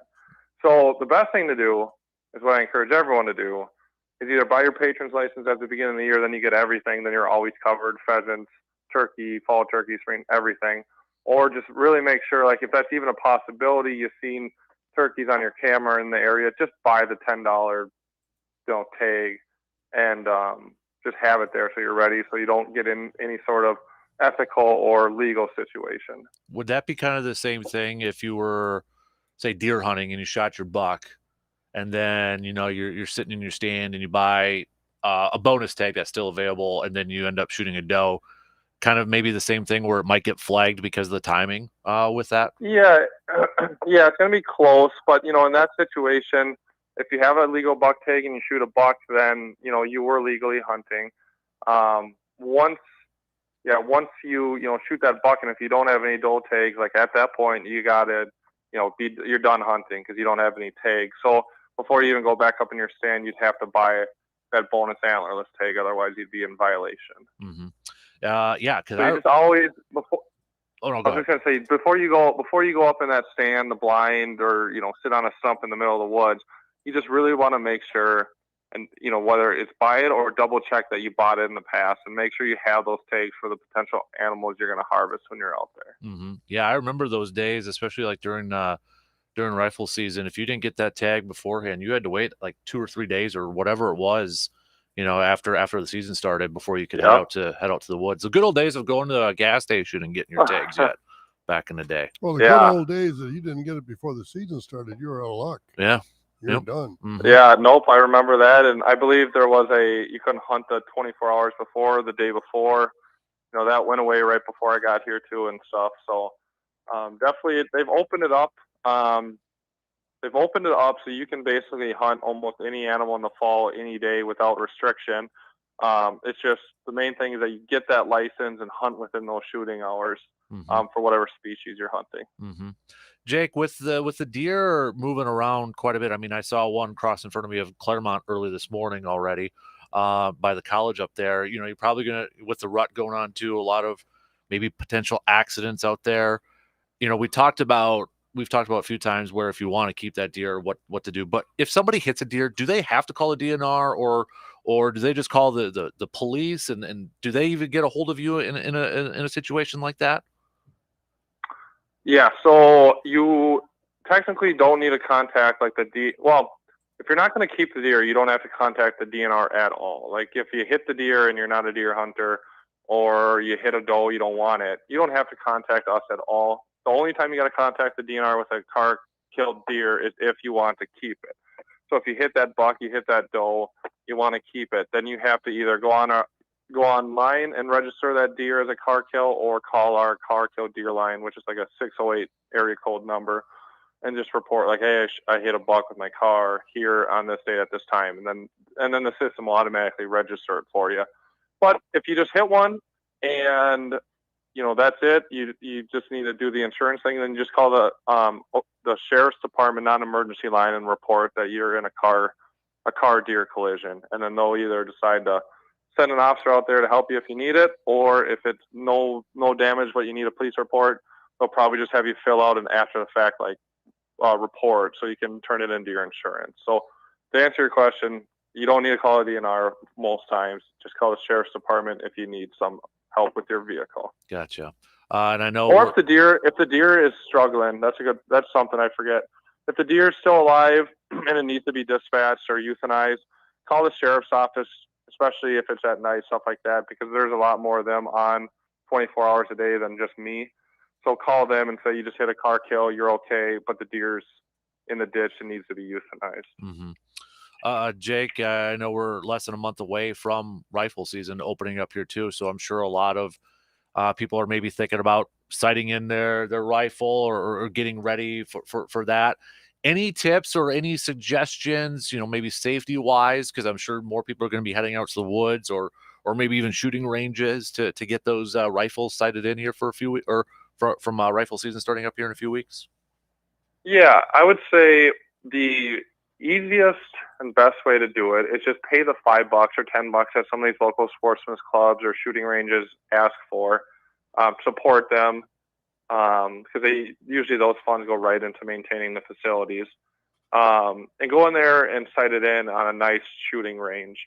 There's a lot of them around here, and they work well. And then it's a straight, safe shot. Legally, you can go out on Eau Claire County forest land or the state land around here, and you can target practice. So you could sight in your rifle. When you do that, you're going to want to make sure, what's in your backdrop. Make sure you're not shooting through an open field into an open woods and you don't know who's back there hunting. So if you're going to do it on public area, make sure you're in an area with a good backdrop. And then make sure you pick up all your brass, or if you use clay pigeons, you got to pick up clay pigeons, stuff like that. Anything, when you go on public land, anything that you shoot, you leave, it hits the ground, it has to be picked up and brought out. And then there's also, it's pretty common for people to go out on like the high lines in the Eau Claire County forest, like the XL Energy power lines there, and shoot. But there's a lot of people that are shooting the actual telephone poles and such. And so make sure to look around for some signs when you're in the Eau Claire County forest and you're on those power lines, because they're starting to restrict target shooting out there because of some bad apples. It's like we know in hunter safety class, know what's behind your target. Yep. Tab right? K. Yeah. Basic Tab K rules. Look at that. Bob, did you ever take hunter safety back at it? You're too old you didn't need to, did you? No, we didn't need to back when I was starting out. Ooh. Common sense goes a hunter safety classes are wonderful. They're great. But common sense goes a long way when you're hunting. Mm-hmm. Mm-hmm. Yeah, you're very right. There's a lot of common sense, unfortunately. And if they're listening to your show, I'm sure they have common sense. And if they're listening to me talk, they probably have common sense. But there's unfortunately a lot of people out there that don't seem to have as much common sense as you would expect to have these days. So, a lot of times when you go out in the woods or you're following the rules or whatnot, it's not so much for you, but it's for yourself to make sure that some of these people with common sense don't accidentally injure you or do something that you wouldn't like. Yep, definitely. Yeah, because when it comes deer hunting time, there's a certain group that they're so amped up I mean, it really, they're really amped up, and it's almost like they're blind to anything else but that deer and that deer hunt. And, just be careful. Tunnel vision. Yeah, tunnel They vision. talk about it in sports all the time, right? Tunnel vision. Yep, and they just get People so get tunnel focused. vision, and every animal or sound in the woods is a deer until it's not a deer, I know it. Exactly. I know it. I just popped up just because, and I don't know if I should wait to ask this, but I've seen it, Jake, before, and I know I mentioned this to you before too, Bob. When we get to rifle season, people taking down their corn, and there's a guy on the combine holding a rifle. Is that even legal to do that? Nope. Okay. So a combine is considered any vehicle in the state that has a motor and is motor operated is a motor vehicle.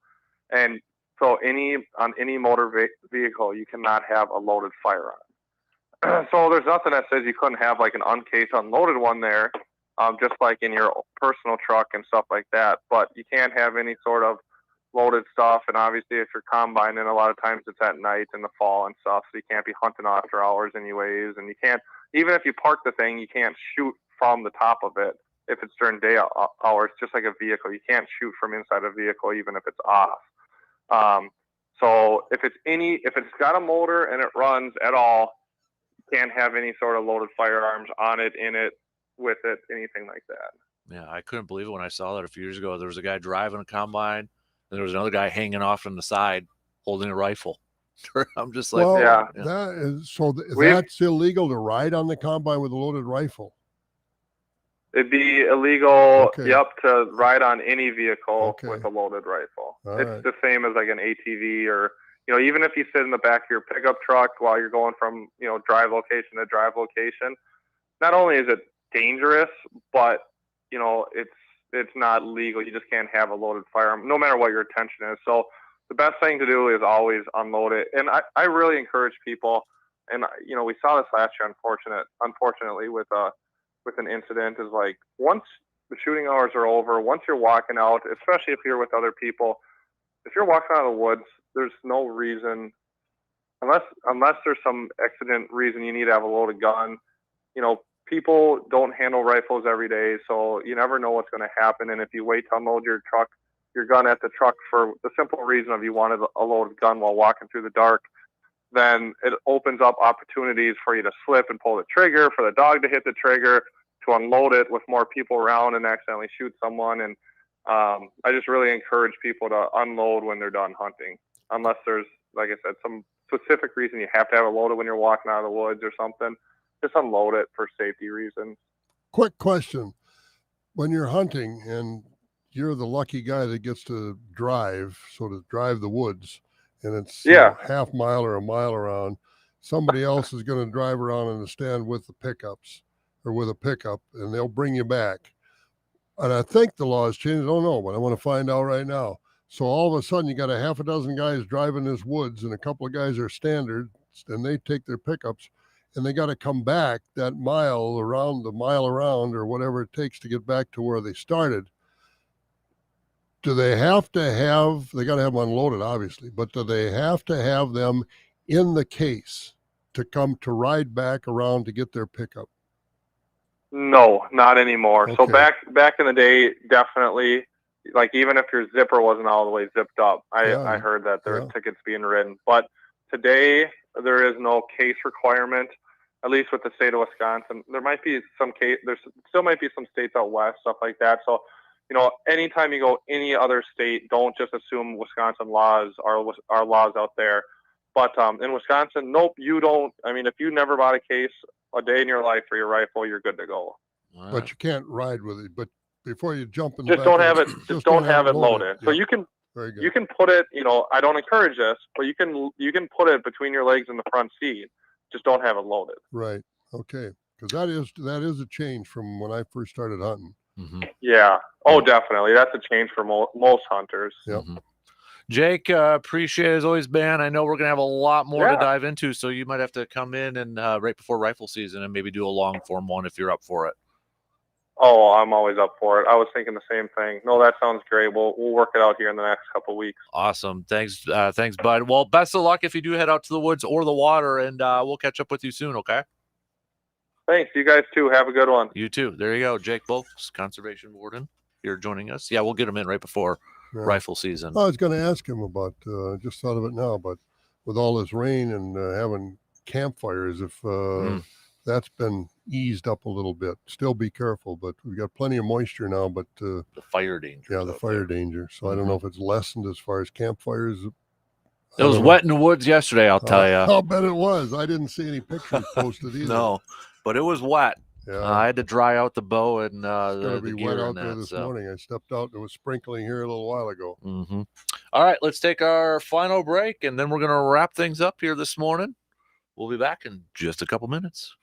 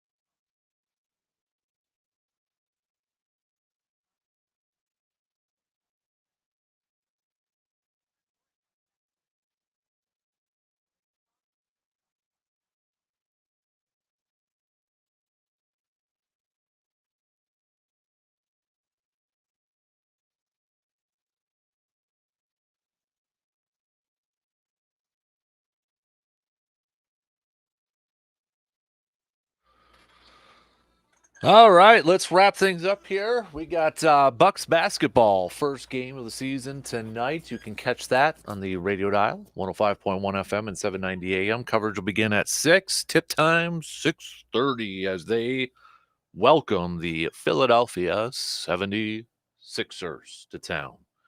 The how do we want to phrase this? The run to another championship begins tonight. That's the goal. That's the expectation, right? Absolutely. Championship or bust, baby. And stay healthy. Stay healthy. That's going to be the big thing. Yep. I'm Chris excited. Middleton has got to stay healthy. I'm excited to see Dame time. G-Man never chimed in yet. I don't know if I'll have to see if we can get him to text back if he's got I'll text him right now if he's got a Dame time jersey. Yeah, I don't know, but I would think he's got a whole bunch of them. He's and he always tells me, well, Bob, I'm up to 162, all on wooden hangers. All on wooden hangers. Always adds the all on wooden hangers. Yep. So, but I'm excited to see that. Can we call it the era ushered in? The Damian Lillard era with Giannis being ushered in here. So, yeah, oh yeah. But it should be a lot of fun. I'm excited and I'm pumped up. And I'll tell this, even if you're not, I shouldn't say tell, I'll make a plea. If you're not the biggest hoops fan, and I know you and I, Bob, we've had our issues with the NBA, whether it's how it's called or load management, this, that, the other thing. But if you're not a big time hoops fan, or maybe just a little bit, pay attention to the Bucks this year. Get on that bandwagon, because this is hopefully something special in the making, but we don't know how long this will be. We've got one of the best players of all time with Giannis. He loves playing in Milwaukee. We got Dame. This is your best shot for a championship with all your Wisconsin sports teams right now. Absolutely. Enjoy it. You got to enjoy these runs. I hope everybody enjoyed the 30 years of the Packers. I hope everybody's enjoyed the Brewers winning divisions. They haven't gotten to the big one yet, but in the division. And, it's not been a bad time in Wisconsin sports. That's for sure.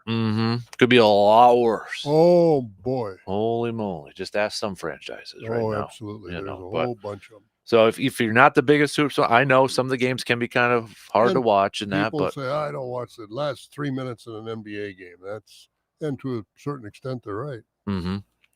G-Man say he doesn't, but he will get a Dame time. I know he will. It doesn't matter. Not yet, though. But no, enjoy it. Get into it. Get even for the Giannis factor. Just say that So you could say, well, I did get to watch Giannis play. And he is so different from other players, and what the skill set that he brings to the floor. It's different. It really is, and it's fun to watch. Absolutely. What's the timetable? We talked about it right off the bat. Council, and has he talked to the Mets yet, or is that? It sounds like it's soon. Okay. I thought I had seen that. I'll have to double check it, but I thought I'd seen somewhere that it's going to happen before Halloween, which is next Tuesday. Oh, so that'll be before the World Series is over. And that's when his contract expires. Is the 31st. But obviously the Brewers gave him permission to talk beforehand, so it sounds like it's soon here. One of the Brewers have made the World Series, and his contract expired. Then I'm sure probably would have gotten pushed or something like that, playoff wise. But I don't know. I was like, okay, so David Stern's doing it. Like, what do you ask? Like, hey, Craig, what's been going on? I just saw you a couple months ago when it was still, like, how did that interview go? Sort of thing. What's your philosophy? You already know my philosophy, that sort of stuff. But it's kind of a unique interview, if you will. And I'm sure ownership's going to be more involved in something like that. They better be involved in something. Yeah, that's not something you'd leave to your general manager. But I'm sure David kind of knows Council fairly well, and vice versa. But I'm sure they do. And I don't know. Do they have a director of baseball, vice president of baseball operations, or whatever? David is the main guy. President of baseball operations. Okay. Yep, he's the main guy over there. So at the Mets. Yep. He's the one making all the calls with Steve Cohen, because you got to factor that in too. So, but I think Steve Cohen's got a little deeper pocket than Mark Atanasio. So say Council goes there. If it doesn't affect the Brewers, I mean, it affects Brewers, but say, next year, next couple of years, Brewers are not in the playoffs, but the Mets are. Would you root on the Mets because of Council and David Stearns? Depending on who they're playing, but yeah, I mean, if the Cubs were in it, I'd root for the Cubs. Mm-hmm. But I'd root for the Mets. Because I feel like, and maybe I'm off on this, but I feel like at least a majority of Brewers fans, they would be upset if Counsell left. But maybe kind of going back to what Jeff said in the first hour, they wouldn't hold it against Counsell. Like they would direct that anger towards the ownership. Like I don't feel like people are going to start to hate Counsell then. Oh, I don't think at all. Because I think they all know probably, or they assume they know why he would have left. Well, it's in everybody's, or should be in everybody's DNA, that if you get a chance to move up to a better, so what he perceives as a better change isn't always for the better. Mm-hmm. But if he's going to move up to a situation that he deems is better, he's going to a bigger city. He's got more assets to work with as far as putting a roster together. You can't begrudge a guy that. Mm-hmm. Yeah, I agree. Even if he leaves his hometown, which Counsell would be doing, but Yep. you can't begrudge a guy doing that. Nope, I agree. So maybe we'll find out in a few days, but maybe we'll find out in a couple weeks. Who knows at this point? But I think one thing's for sure: he wants to manage or is planning on managing if he's talking to other teams. Yeah, that's what it sounds like. We had speculated that did he want to? You mentioned he's got two sons playing in the Big Ten baseball and daughters that are in high school. High school, involved in certain things. Does he want to step aside for a couple of years and spend time doing that? Because he can certainly afford to. But what drives him? He knows, and to what level. So, and this just might be generalizing it. I only got a minute here. So he's got a couple daughters yet in high school. I'm just thinking time frame. Would it really matter that much if he took the Mets? Because would he have to uproot his family? Because a lot of the school year right now, he could be staying in Milwaukee. Their school year's going on. Then he's got spring training. Even if he was in Milwaukee, he's in Arizona or wherever the Mets would have it. And then once baseball season starts, into March, April, you got a couple months left of school. Well, he's in a situation too that if he wants to take his kids with him, put them in a private school. Mm-hmm. Because we hear the criticisms of the Milwaukee schools. Well, I'm sure they're in suburban schools. I'm saying if they didn't want to move for their exactly. final year or something, and I wouldn't doubt that would be the case. Because I'm like, well, really, he'd not be there maybe for a couple months because the schedules kind of match up a little bit. So, no, it's not a hardship by any means, right? And at that point in time, with that kind of money, it's not like, oh, I want to go home, but I got to go to the airport. I got to get there 2 or 3 hours early. Got to go through this. There's such a thing as a private plane he can afford. Yeah, just a little bit. Yeah, it's not going to be hard for him to get from Milwaukee to New York and back and forth. I don't know. I'll have to check it if the Mets come to the Milwaukee at all this season. So, all right. That's going to do it for us. DP and Adanitz are up next. Have a fantastic Thursday. We'll be back at it again tomorrow morning.